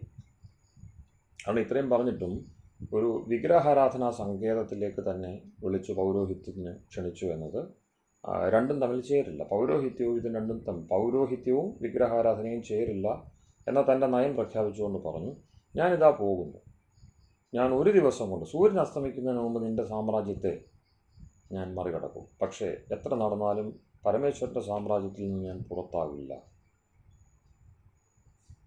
ഇതാണ് വ്യത്യാസം. അപ്പം ധർമാധർമ്മങ്ങളുടെ ചിന്തയിൽ എത്ര പ്രകൃതിയുടെ പിന്നെ കേമത്വം, പ്രാകൃതിക ജീവിതത്തിൻ്റെ പരിഷ്കാരവും മറ്റു കാര്യങ്ങളും ഒക്കെ എത്ര വന്നാലും ഈ മുമുക്ഷുക്കളെ സംബന്ധിച്ച് അവർക്ക് വലിയ ബാധയൊന്നുമില്ല.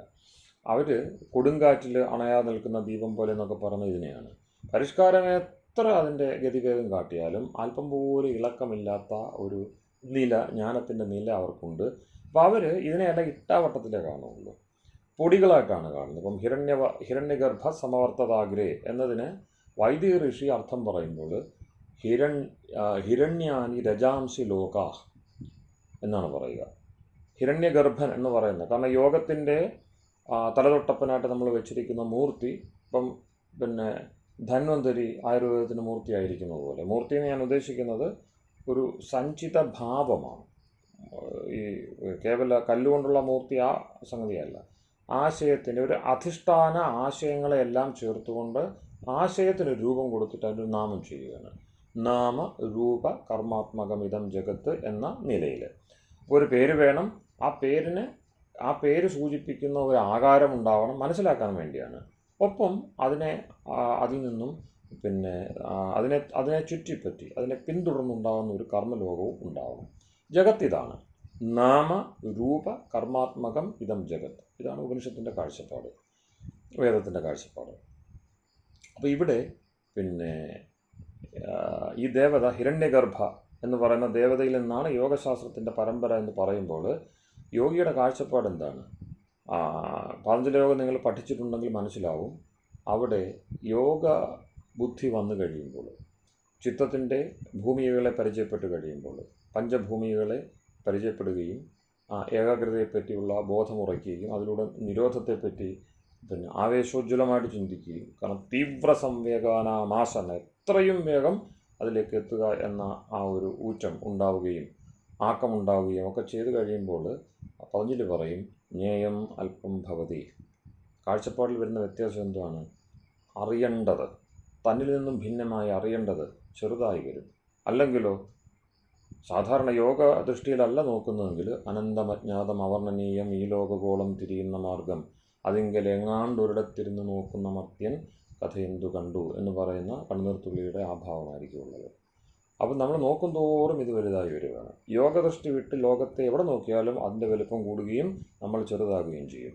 തിരിച്ച് അതിനെ ചെറുതാക്കുക എന്നതാണ് യോഗി ചെയ്തുകൊണ്ടിരിക്കുന്നത്. അപ്പം അങ്ങനെ വരുമ്പോൾ പരിഷ്കാരത്തിന് എത്ര ഊറ്റമുണ്ടെങ്കിലും, ചരിത്രം എങ്ങനെയൊക്കെ കുതിക്കുകയാണെങ്കിലും, വിപ്ലവം എത്രയൊക്കെ വലുതാണെങ്കിലും, എത്രയൊക്കെ അടിത്തറ തോണ്ടുന്നതാണെങ്കിലും അതൊന്നും യോഗിയെ അല്ലെങ്കിൽ യോഗ ജീവിതത്തെ ബാധിക്കത്തില്ല എന്നൊരു നിലപാടിലാണ് പോകുന്നത്. അങ്ങനെയാണ് സനാതനധർമ്മം ഇങ്ങനെ തുടർന്നുകൊണ്ടേയിരിക്കുന്നത്, ഈ രണ്ട് ഭാവങ്ങളെയും സഞ്ചയിച്ചുകൊണ്ടാണ്.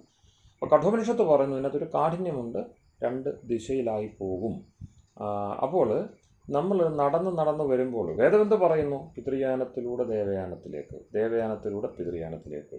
നിങ്ങളൊരു നിശ്ചിത കാലയളവ് എന്ത് ചെയ്യുന്നു?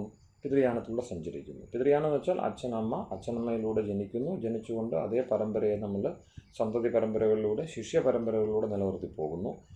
മനുഷ്യർക്കിടയിലെ ആദിഭൗതികമായ ദാർഢ്യമുണ്ടാക്കുകയും അങ്ങനെ പരമ്പരയെ അനുസ്യൂതമായിട്ട് നിലനിർത്തുകയും ചെയ്യുന്ന ആ പ്രക്രിയയാണ് പിതൃയാനം. പിതര പാലയിതാര, ഒന്നും നഷ്ടപ്പെടാതെ സൂക്ഷിക്കുന്നവൻ പിതാവ്. വെറും പാലനമല്ല അവിടെ ഉദ്ദേശിക്കുന്ന, അവർക്ക് പാപബുദ്ധി തീർന്നിട്ടില്ല. കാരണം അവർ ആപദ്ധർമാദികൾ നിർവഹിക്കും.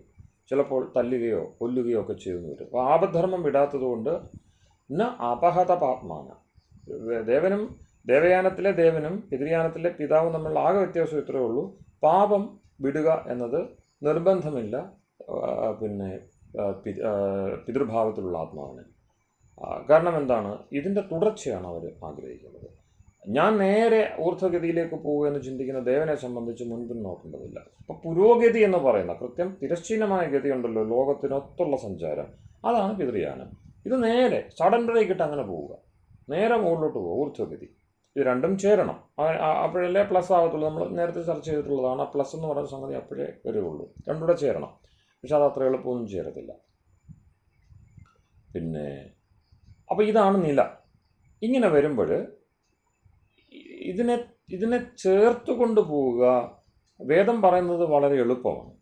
ഞാൻ നേരത്തെ പറഞ്ഞു, രണ്ട് വഴികളുള്ളിടത്ത് വേദത്തിൻ്റെ വഴി എളുപ്പമുള്ളതായിരിക്കും. വേദത്തിൻ്റെ വഴി എളുപ്പമുള്ളതെന്ന് ചോദിച്ചു കഴിഞ്ഞാൽ അവിടെ ഈ ബ്രഹ്മാദികളുടെ, ഇപ്പം ഞാൻ ബ്രഹ്മമാണ് എങ്കിൽ പിന്നെ എനിക്കെന്തില്ല, മുനിനാരായണ പ്രസാദും മറ്റും പറഞ്ഞ പോലെ പിന്നെ മോക്ഷവും കർമ്മവും ഒന്നുമില്ല, അതെല്ലാം വെറുതെ പറയുന്നതാണ്. അപ്പോൾ യഥാർത്ഥത്തിൽ കേവലാദ്വൈതിക്ക് പിന്നെ കർമ്മമെന്നോ ബന്ധനമെന്നോ മോക്ഷമെന്നോ ജ്ഞാനമെന്നോ ഒന്നും പറയാൻ കഴിയത്തില്ല. അതുകൊണ്ട് അതിനെ എല്ലാം നിഷേധിച്ചേ പറ്റുള്ളൂ. അതുകൊണ്ടാണ് നേതി അവർ അങ്ങനെ വ്യാഖ്യാനിക്കുന്നത്, ശുദ്ധ ബ്രഹ്മമല്ലാതെ മറ്റൊന്നുമില്ല. അപ്പോൾ ബാക്കിയെല്ലാം എന്താണ്? മായയാണ്. പക്ഷെ അങ്ങനെ നമുക്ക് പറയാൻ കഴിയത്തില്ല, കാരണം വേദം അതിനെ അനുവദിക്കുന്നില്ല. പിന്നെ ഈ ബ്രഹ്മം എന്ന ആ നിലയിലേക്ക് ഞാൻ എത്തണമെങ്കിൽ എന്തൊക്കെ ശ്രദ്ധിക്കണമോ? അത് സിമ്പിളായിട്ട് പറഞ്ഞു കഴിഞ്ഞാൽ, ഇതിനോടകം പലവട്ടം എന്നല്ല, നമുക്ക് 100 ജന്മം നമ്മൾ എടുത്തിട്ടുണ്ടെങ്കിൽ, അല്ലെങ്കിൽ അനാദികാലം മുതൽ എത്ര ജന്മം എടുത്തു എന്നറിയില്ല. 50% മോക്ഷം, 50% പിന്നെ ജീവിതം, ഏതെങ്കിലും ജീവിതം. ഈ നിലയിലായിരിക്കും വേദം മുന്നോട്ട് വെക്കുന്ന ഒരു എന്താ പറയുന്നത്, ഈ യാത്രയുടെ ചിത്രം. മോക്ഷത്തിൽ നിന്ന് ലോകത്തിലേക്ക്, ലോകത്തിൽ നിന്ന് മോക്ഷത്തിലേക്ക്, അതായത് ബന്ധനത്തിൽ നിന്ന് മോക്ഷത്തിലേക്ക്, മോക്ഷത്തിൽ നിന്ന് ബന്ധനത്തിലേക്ക്, ഇത് തുടർച്ചയായിട്ട് നടന്നുകൊണ്ടിരിക്കുക. അപ്പം മരണഭയം മനുഷ്യനുണ്ടാവുന്നു. എപ്പോഴ്? മരിക്കാത്ത ഒരാൾക്ക്, മരണത്തെ അഭിമുഖീകരിക്കാത്ത, സ്വയം അനുഭവത്തിലേക്ക് വരാത്ത ഒരാൾക്ക് എന്തിനാണ് മരണത്തെ ഭയപ്പെടുന്നത്? എന്തിന് ഭയപ്പെടാനാവില്ല? അനുഭവമില്ലാത്ത ഒന്നിനെ വെറുതെ ഭയപ്പെടില്ല. അപ്പോൾ ഭയമുണ്ടാകണമെങ്കിൽ ഏതെങ്കിലും തരത്തിൽ ചിത്തസംസ്കാരത്തിൽ കിടക്കണം. ഞാൻ നേരത്തെ ഇത് അനുഭവിച്ചിട്ടുണ്ട്. അപ്പോൾ വാസനയിലൂടെയാണ് മരണത്തെ മറികടക്കുവാനുള്ള, മരണം ഒരു ഭയമുണ്ടാക്കുന്ന സംഗതിയാണ്. അത് പിന്നെ അതിനെ മറികടക്കേണ്ടത് എങ്ങനെയെന്നൊക്കെയുള്ളൊരു ചിന്തയും വലിയ ആകാംക്ഷയുമൊക്കെ ആ സമയത്ത് ഉണ്ടാവുകയുള്ളൂ. അപ്പം മരണം എത്രയോ നമ്മൾ അതിജീവിച്ചിരിക്കുന്നു, അതുപോലെ എത്രയോ മോക്ഷവും അതിജീവിച്ചിരിക്കുന്നു.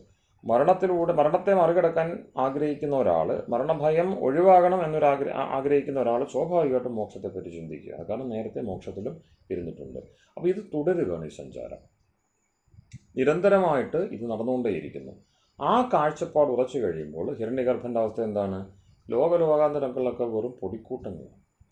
ഹിരണ്യാനി രജാംസി ലോക, ഈ ലോകാന്തരങ്ങൾ വെറും പൊടിക്കൂട്ടങ്ങളാണ്. ഇതെത്ര വലുപ്പമുള്ളതാണ്? ബ്രഹ്മദൃഷ്ടിയിൽ ഇത് പൊടിക്കൂട്ടങ്ങൾ മാത്രമാണ്. ആ നില അനുശീലിക്കുന്നവനാണ് ജ്ഞേയമൽപ്പം ഭവതി എന്ന നിലയിൽ യോഗത്തിലൂടെ മുന്നേറാൻ കഴിയുന്നത്. അപ്പോൾ ഇതെല്ലാം ദൃഷ്ടികളാണ്, ദൃഷ്ടിഭേദങ്ങളാണ്. ഈ ദൃഷ്ടിഭേദങ്ങളിലേക്ക് സാധാരണ മനുഷ്യനെത്തുക കഠിനമാണ്. അപ്പോൾ അതുകൊണ്ട് എന്താണ്, നമ്മൾ 2 തരം കർമ്മം ചെയ്യുന്നു, നല്ല കർമ്മവും ചീത്തക്കർമ്മവും. മിശ്രകർമ്മത്തിന് മിശ്രഫലം, മൂന്നാമത്തെ ഒരു ചിലപ്പോൾ നല്ലത് ചെയ്യും, ചിലപ്പോൾ പിന്നെ നന്മ ചെയ്യും. നന്മ മാത്രം ചെയ്യുന്നവർ, തിന്മ മാത്രം ചെയ്യുന്നവർ, അങ്ങനെയുള്ളവരെ കണ്ടെത്താൻ ബുദ്ധിമുട്ടാണ്. ഉഭയകർമ്മികളാണ് മിക്കവാറുമുള്ള ആളുകൾ. ഉഭയയോനികളാണ്, സുഖവും ദുഃഖവും അനുഭവിച്ചു പോകുന്നവരാണ് പൊതുവായിട്ടുള്ളത്. ശുദ്ധ കർമ്മയോനി എന്ന് പറയാൻ കഴിയുന്നത്, അങ്ങനെ നമുക്ക് കാണാൻ കഴിഞ്ഞിട്ടില്ല. മോക്ഷത്തിൽ നിന്നും മടങ്ങി വരുന്നു എന്ന് പറയുന്ന ആളുകളുണ്ടല്ലോ, അവർ മാത്രമേ കർമ്മയോനികളായിട്ട്, ശുദ്ധ കർമ്മയോനികളായിട്ട് ഉണ്ടാവുകയുള്ളൂ. അപ്പം ഭോഗയോനിയും കർമ്മയോനിയും ചേരുന്ന ഒരു നിലയാണ് സാധാരണ മനുഷ്യർക്കുള്ളത്. ഭോഗയോനികൾ മാത്രമായിട്ട് ഇതര ജീവജാലങ്ങളും. ആ നിലയാണ് സതിമൂലെ തദ്വിഭാഗോ ജാത്യായുർഭോഗ എന്ന് പറയുന്ന സൂത്രം. പിന്നെ അത് സമാധി സാധനാപാദമാണ്. സാധനാപാദത്തിലെ ആദ്യത്തെ ഒരു 13ാമത്തെ പിന്നെ സൂത്രം. അപ്പോൾ അവിടെ ഈ സത്സു ക്ലേശേഷു കർമാശയ, ക്ലേശങ്ങൾ ഉണ്ടെങ്കിൽ ആണ് ഈ വിഭാഗം നടക്കുക. ക്ലേശങ്ങൾ കുറഞ്ഞു വരുമ്പോൾ, ഞാൻ ആ യോഗിയുടെ ചിത്രം പറഞ്ഞത്, മെല്ലെ മെല്ലെ അയാൾ എന്ത് ചെയ്യുകയാണ്, ഈ ഒരു നിലയുള്ള ഒരാൾ മെല്ലെ വീണ്ടും നരകത്തിലേക്ക് അല്ലെങ്കിൽ താഴ്ചയിലേക്ക്, നീച യാത്രയിൽ നിന്നും മെല്ലെ അയാൾ എന്ത് ചെയ്യുകയാണ്, ഉയരുകയാണ് ചെയ്യുന്നത്.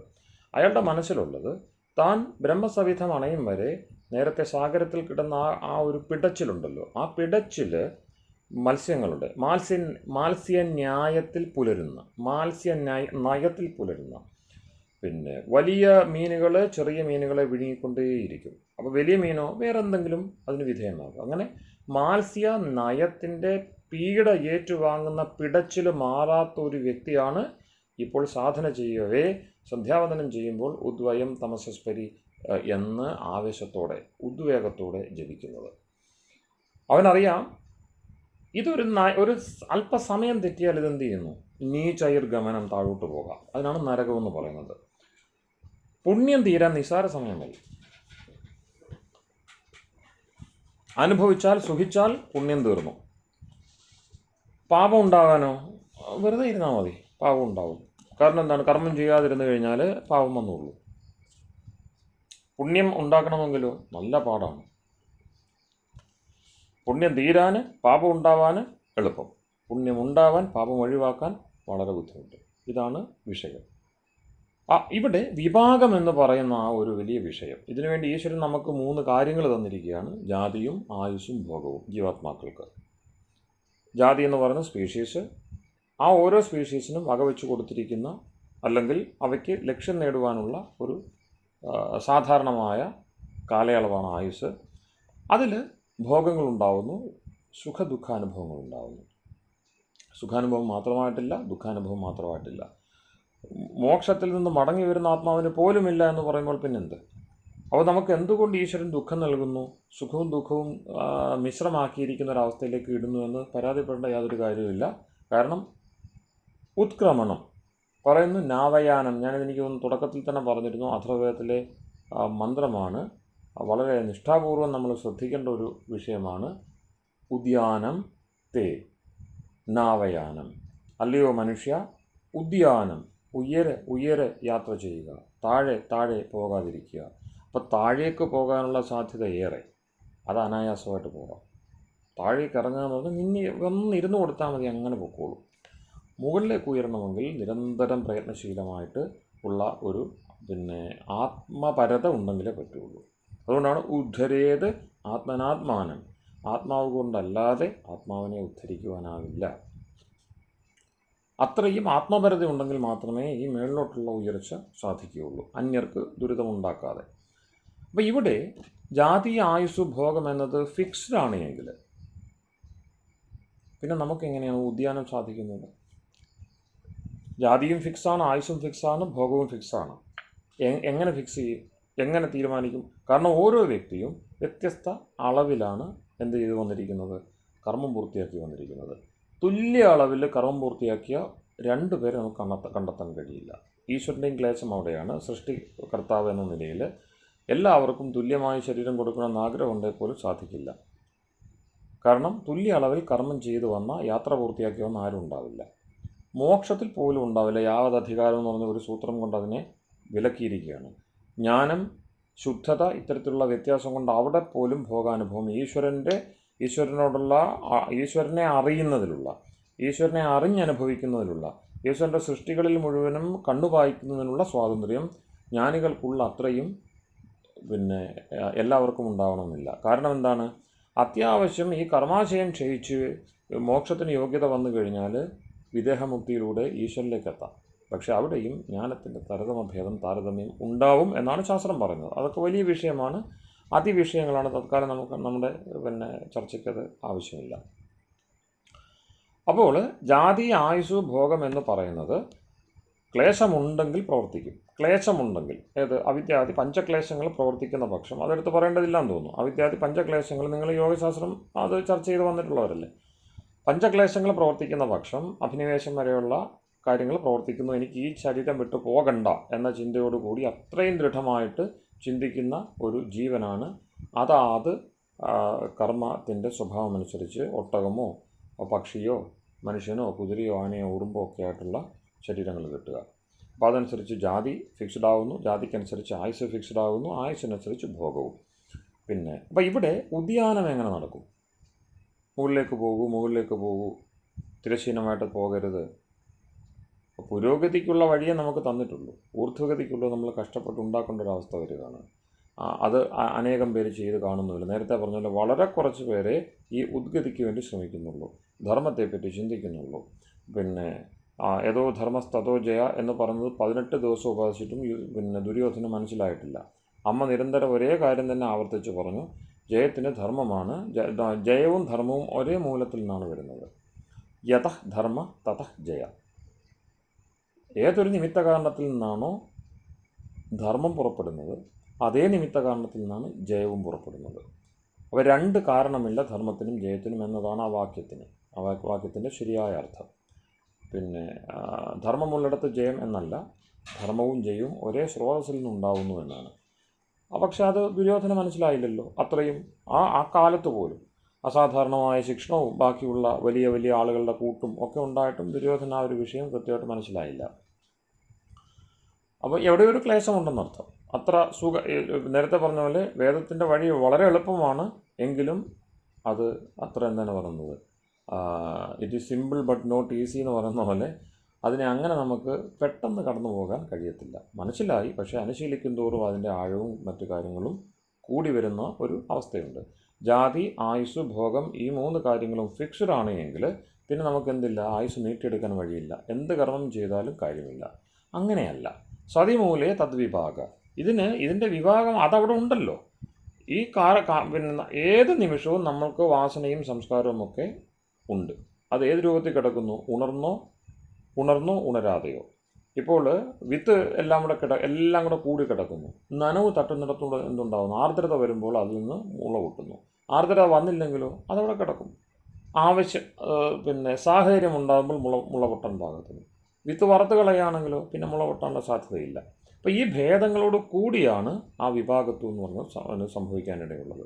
അപ്പോൾ നിരന്തരം ഉദ്ഗതിക്ക് വേണ്ടി പ്രവർത്തിച്ചുകൊണ്ടിരിക്കുന്ന, നിത്യകർമ്മങ്ങൾ ചെയ്തുകൊണ്ടിരിക്കുന്ന ഒരാത്മാവിന് സ്വാഭാവികമായിട്ട് എന്തുണ്ടാകുന്നു? അയവുണ്ടാകുന്നു ഇത്തരം കാര്യങ്ങൾക്ക്. അതെങ്ങനെ മനസ്സിലാക്കണമെന്ന് വെച്ചാൽ, പ്രാരബ്ധം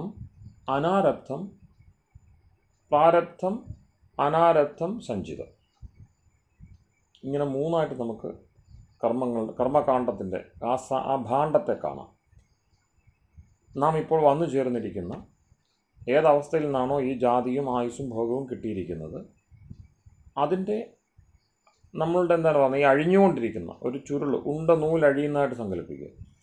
ഇപ്പോൾ വെള്ള നൂലാണ്, കുറേ കഴിയുമ്പോൾ അതിൻ്റെ നിറം മാറി വരുന്ന കാണും.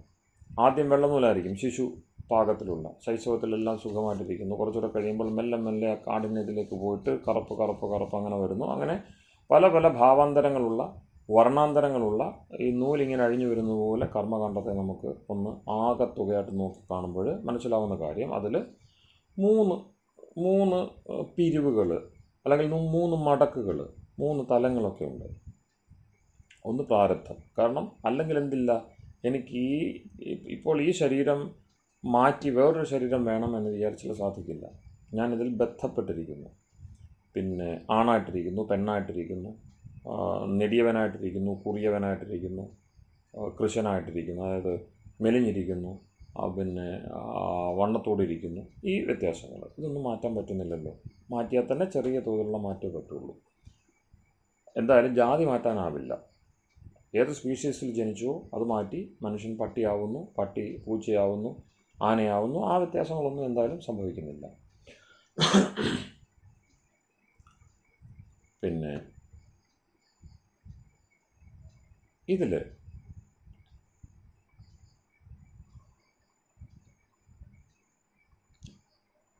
ഈ ക്ലേശം അവിടെ ഇരിക്കെ ഈ നൂലിങ്ങനെ അഴിഞ്ഞു വരുന്നതായിട്ട് കാണുക. പിന്നെ അവിടെ ആദ്യത്തെ എന്താണ് മാറ്റമില്ലാത്ത ആ സംഗതിയാണ് പ്രാരബ്ധം എന്ന് പറയുന്നത്. നമുക്ക് ജാതി ഉൾപ്പെടെയുള്ളത് മാറ്റാൻ പറ്റത്തില്ല. പക്ഷേ പ്രാരബ്ധം മാത്രമല്ല നമ്മളുടെ ഈ ഭാണ്ഡത്തിലുള്ളത്. അനാരബ്ധം എന്ന് പറഞ്ഞ വേറൊരു സംഗതിയുണ്ട്. അതായത് നമ്മൾ നിരന്തരം കർമ്മം ചെയ്തുകൊണ്ടിരിക്കുന്നു. ഒരു കൂട്ടം കർമ്മത്തിന് പാകമായി ഫലദിശയെ പ്രാപിച്ചു എന്ന് കാണുമ്പോൾ ഈശ്വരൻ അതിൻ്റെ ഫലം പുറപ്പെടുവിക്കുന്നു, ജാതി, ആയുസ്, ഭോഗം എന്ന നിലയിൽ. അപ്പോൾ നമ്മളിവിടെ ഓരോരുത്തരിവിടെ ജനിച്ചു വന്നു. ഈശ്വരൻ ഫലം പുറപ്പെടുവിച്ചു. ആ ഫലത്തെ അനുഭവിച്ചുകൊണ്ട് നമ്മൾ പുറത്തു വന്നു കഴിയുമ്പോൾ അതുമാത്രമല്ല നമ്മളിലുള്ളത്, ഫലം പ്രഖ്യാപിക്കാത്ത കുറേ കാര്യങ്ങൾ കൂടി അതായത് ദുഷ്ടജന്മവേദനയുമായിട്ട് ഈ ജന്മത്തിൽ തന്നെ അനുഭവിക്കേണ്ടതായിട്ട്, അല്ലെങ്കിൽ ഈ ജന്മത്തിൽ തന്നെ ഉപയോഗിക്കേണ്ടതായിട്ട് ആ സഞ്ചിയിലുണ്ടാവും. അതിൻ്റെ പേരാണ് അനാരബ്ധം. യേഷാം കർമ്മണാം ഫലം ന ആരബ്ധം. ഈശ്വരൻ അവയുടെ ഫലം പ്രഖ്യാപിച്ചിട്ടില്ല. നമ്മൾ കർമ്മം ചെയ്തു കഴിഞ്ഞു, അവ ഫലം കാത്തു കിടക്കുന്നു. വേണമെങ്കിൽ ഈ ജന്മത്തിൽ തന്നെ അതിന് വഴിയുണ്ട്. പിന്നെയോ സഞ്ചയിച്ചുകൊണ്ടിരിക്കുന്നു, ക്രിയമാണം എന്ന് പറയുന്നു. നേരത്തെ പറഞ്ഞതിനകത്ത് സഞ്ചിതം എന്ന് പറഞ്ഞതിനകത്ത് ഈ പറയുന്ന അനാരബ്ധവും ക്രിയമാണവും കൂടെ ചേർത്ത്, അപ്പോൾ കുറച്ചുകൂടെ ഒരു ക്രിസ്റ്റൽ ക്ലാരിറ്റിയോട് പറഞ്ഞു കഴിഞ്ഞാൽ പ്രാരബ്ധം, അനാരബ്ധം, ക്രിയമാണം അങ്ങനെ കണ്ടാൽ മതി. സഞ്ചിതത്തിന് ചെറിയ വ്യാഖ്യാന ഭേദങ്ങളുണ്ട്. അനാരബ്ധം എന്ന് വെച്ചാൽ എന്താണ്? നമ്മൾ ചെയ്ത് കഴിഞ്ഞു, ഫലം പ്രഖ്യാപിച്ചിട്ടില്ല. എന്നാൽ അടുത്തൊരു ഘട്ടം കൂടിയുണ്ട്, ക്രിയമാണം. ക്രിയയെ പൂർത്തിയായിട്ടില്ല, അപ്പോൾ ഫലത്തെപ്പറ്റിയോ ഈശ്വരൻ ചിന്തിച്ചിട്ടില്ല. ഇങ്ങനെ 3 ഘട്ടങ്ങളിലാണ് നമ്മളുടെ ഈ പറഞ്ഞ ഈ ചുരുളഴിയൽ പ്രക്രിയ. ഓരോ ദിവസത്തിലൂടെയും ആയുസ് നീണ്ടു പോകുന്ന അവസ്ഥ. ഇവിടെ ഈ മൂന്നിൻ്റെയും ബലാബലം അനുസരിച്ചായിരിക്കും അനുഭവം ഉണ്ടാവുക. ജ്യോതിഷത്തിൻ്റെ ഭാഷയിൽ പറഞ്ഞാൽ വിധി. ഇത് നീ അനുഭവിക്കുക എന്ന് പറയണമെന്നുണ്ടെങ്കിൽ ഈ 3 കൂടെ ചേർന്ന് വരണം. കേവലം എന്ത് പോരാ? പ്രാരബ്ധം മാത്രം പോരാ. പ്രാരബ്ധത്തിന് ചെയ്യാൻ കഴിയുന്നത് മുഖ്യമായിട്ടും അത് ചെയ്ത് കഴിഞ്ഞത് എന്താണ്? ജാതി, ആയുസ്, ഭോഗം ഇത് ഏതാണ്ട് തിട്ടപ്പെട്ടു. പക്ഷേ അതിന് മാറ്റം വരുന്നത് എങ്ങനെയെന്ന് ചോദിച്ചാൽ എവിടെയൊക്കെയാണ് മാറ്റം വരുന്നത്? ആദ്യം മാറ്റം വരുന്നത് ഭോഗത്തിലായിരിക്കും, രണ്ടാമത് മാറ്റം വരുന്നത് ആയുസ്സിലായിരിക്കും, മൂന്നാമതേ ജാതിയിൽ മാറുകയുള്ളൂ. ജാതിയിൽ തന്നെ മാറുന്നവരുണ്ട്. ജാതിയിൽ എന്ന് വെച്ചാൽ കായവ്യൂഹരചനയും മറ്റും നമ്മൾ വിഭൂതി ഭാവത്തിൽ കാണാം. ഈ ശരീരത്തെ തന്നെ മാറ്റിമറിക്കാൻ കഴിയുന്ന അത്രയും വലിയ സ്വാതന്ത്ര്യത്തിലേക്ക് വരുന്ന യോഗികളുണ്ട് എന്ന് നമുക്ക് യോഗദർശനത്തിൽ കാണാൻ കഴിയും. സാധാരണമല്ല, അത് വളരെ അസാധാരണമാണ്. അപ്പം ജാതി, ആയുസ്, ഭോഗം എന്നിടത്ത് ഒരു ലൂസ് സ്ട്രക്ചർ കാണാം. ഭോഗം അത്ര കർശനമല്ല. ഒന്നുകൂടെ പറഞ്ഞാൽ, ഈ മൂന്നും പ്രാരബ്ധത്തിൻ്റെ ഫലമാണ്, പ്രാരബ്ധം അഴിയാത്തതാണ് എന്ന് പറയുമ്പോഴും ജാതിയുടെ അത്രയും കെട്ടില്ല ആയുസ്സിന്, ആയുസ്സിൻ്റെ അത്രയും കെട്ടില്ല ഭോഗത്തിന്. ചിന്തിച്ചാൽ അറിയാമല്ലോ, സുഖദുഃഖങ്ങൾ സാഹചര്യങ്ങളനുസരിച്ച് മാറും. ഇപ്പോൾ വലിയൊരു മാറാരോഗം വന്നു, അതൊരു ഡോക്ടറിനാണ് വരുന്നതെങ്കിൽ അയാളുടെ കർമ്മവും അയാളുടെ സൗഹൃദവും ഒക്കെ വെച്ചുകൊണ്ട് അയാൾക്ക് കുറച്ചുകൂടെ അനായാസമായിട്ട് അതിനെ താണ്ടിപ്പോകാൻ കഴിയും. അതേ അത്രയും എന്താണ് പറയുന്നത്, നിർബന്ധമായിട്ട് അനുഭവിക്കേണ്ട ഒരു മാറാപ്പ് ആർക്ക് കിട്ടി? ഒരു ദരിദ്രന് കിട്ടി, ഒരു സാധാരണക്കാരന് കിട്ടി. അയാൾ കൂടുതൽ ആലോചിച്ച് നോക്കണം. ഏതാണ്ട് ഒരേ മട്ടിലുള്ള കർമ്മത്തിന് വ്യത്യസ്തമായ കർമ്മങ്ങളൊക്കെ ചെയ്താണ് വരുന്നതെങ്കിൽ നമ്മളുടെ കർമ്മത്തിൻ്റെ ഫലത്തെ ഈശ്വരൻ കാണുന്നത് തുല്യ ബലാബലത്തിലാണ്. കാരണം കുറേ കർമ്മങ്ങൾക്ക് ഒരൊറ്റ കർമ്മത്തിന് അപ്പം ഫലം കൊടുത്തു പോവല്ലേ ചെയ്യുന്നത്. അദ്ദേഹത്തിന് അറിയാം, ഇന്ന കർമ്മങ്ങൾ ചേർത്ത് അതിന് ഇന്ന ഫലം, ചെറുതും വലുതായിട്ടുള്ളതെല്ലാം ചേർത്തുകൊണ്ട് ചെയ്യുന്ന. അതിനെപ്പോഴെങ്കിലും നമുക്ക് ഉദാഹരണങ്ങൾ പറയാം. നമ്മളും അങ്ങനെ തന്നെയാണ് സാധാരണ ചെയ്യുന്നത്. നമ്മൾ ചെയ്യുമ്പോഴും അങ്ങനെയാണ്, മറ്റുള്ളവരുടെ കർമ്മത്തെ നമ്മൾ വിലയിരുത്തുന്നതും അങ്ങനെയാണ്. ഒറ്റയ്ക്കൊറ്റയ്ക്ക് ഓരോ കർമ്മത്തെയും അപ്പോൾ വിലയിരുത്തുകയല്ലോ ചെയ്യുന്നത്. എല്ലാം കൂടെ ചേർത്തുകൊണ്ടുള്ള ഒരു ആകെത്തുകയാണ് നമ്മൾ വീക്ഷിക്കുന്നത്. ഈശ്വരനും അങ്ങനെയാണ് ചെയ്യുന്നത്. അതുകൊണ്ടാണ് വ്യത്യസ്ത കർമ്മങ്ങൾ ചെയ്തു വരുമ്പോഴും പലർക്കും ഒരേ തരം അസുഖങ്ങൾ ഉണ്ടാകുന്നത്. നേരത്തെ ഞാൻ പറഞ്ഞു, എല്ലാവരും വ്യത്യസ്ത കർമ്മങ്ങൾ ചെയ്തിട്ട് വ്യത്യസ്ത രൂപം എടുത്തു വരുന്നു. നാമം, രൂപം, കർമ്മം എല്ലാം ഭേദമാണ്. പക്ഷെ നമുക്കുണ്ടാകുന്ന അസുഖങ്ങൾ പലപ്പോഴും തുല്യമാണ്. സുഖാവസ്ഥകൾ ഭിന്നമാണെങ്കിലും അസുഖങ്ങൾ ഏതാണ്ട് തുല്യമാണല്ലോ. ശരീരത്തെ ബാധിക്കുന്ന അസുഖങ്ങൾ, ശരീരത്തിൻ്റെ സുഖാവസ്ഥകൾ, ആരോഗ്യമൊക്കെ ഭിന്നമായിരിക്കുന്നു, പക്ഷേ അസുഖങ്ങൾ തുല്യമായിരിക്കുന്നു. പനി തുടങ്ങിയുള്ളതെല്ലാം സമാന ലക്ഷണങ്ങളോടുകൂടി വരുന്നു. അപ്പോൾ അതിനർത്ഥം എന്താണ്? കുറേ കർമ്മങ്ങളെ ഒരേ ഗണത്തിൽപ്പെടുത്തിക്കൊണ്ട് ഈശ്വരൻ അങ്ങനെ വ്യവസ്ഥ ചെയ്ത് പോകുന്നു. കാരണം നമുക്കറിയാൻ കഴിയണം, ഇന്ന കർമ്മത്തിന് ഇന്ന ഫലം. ജ്യോതിഷം തുടങ്ങിയുള്ളത് പറയുന്നുണ്ടല്ലോ.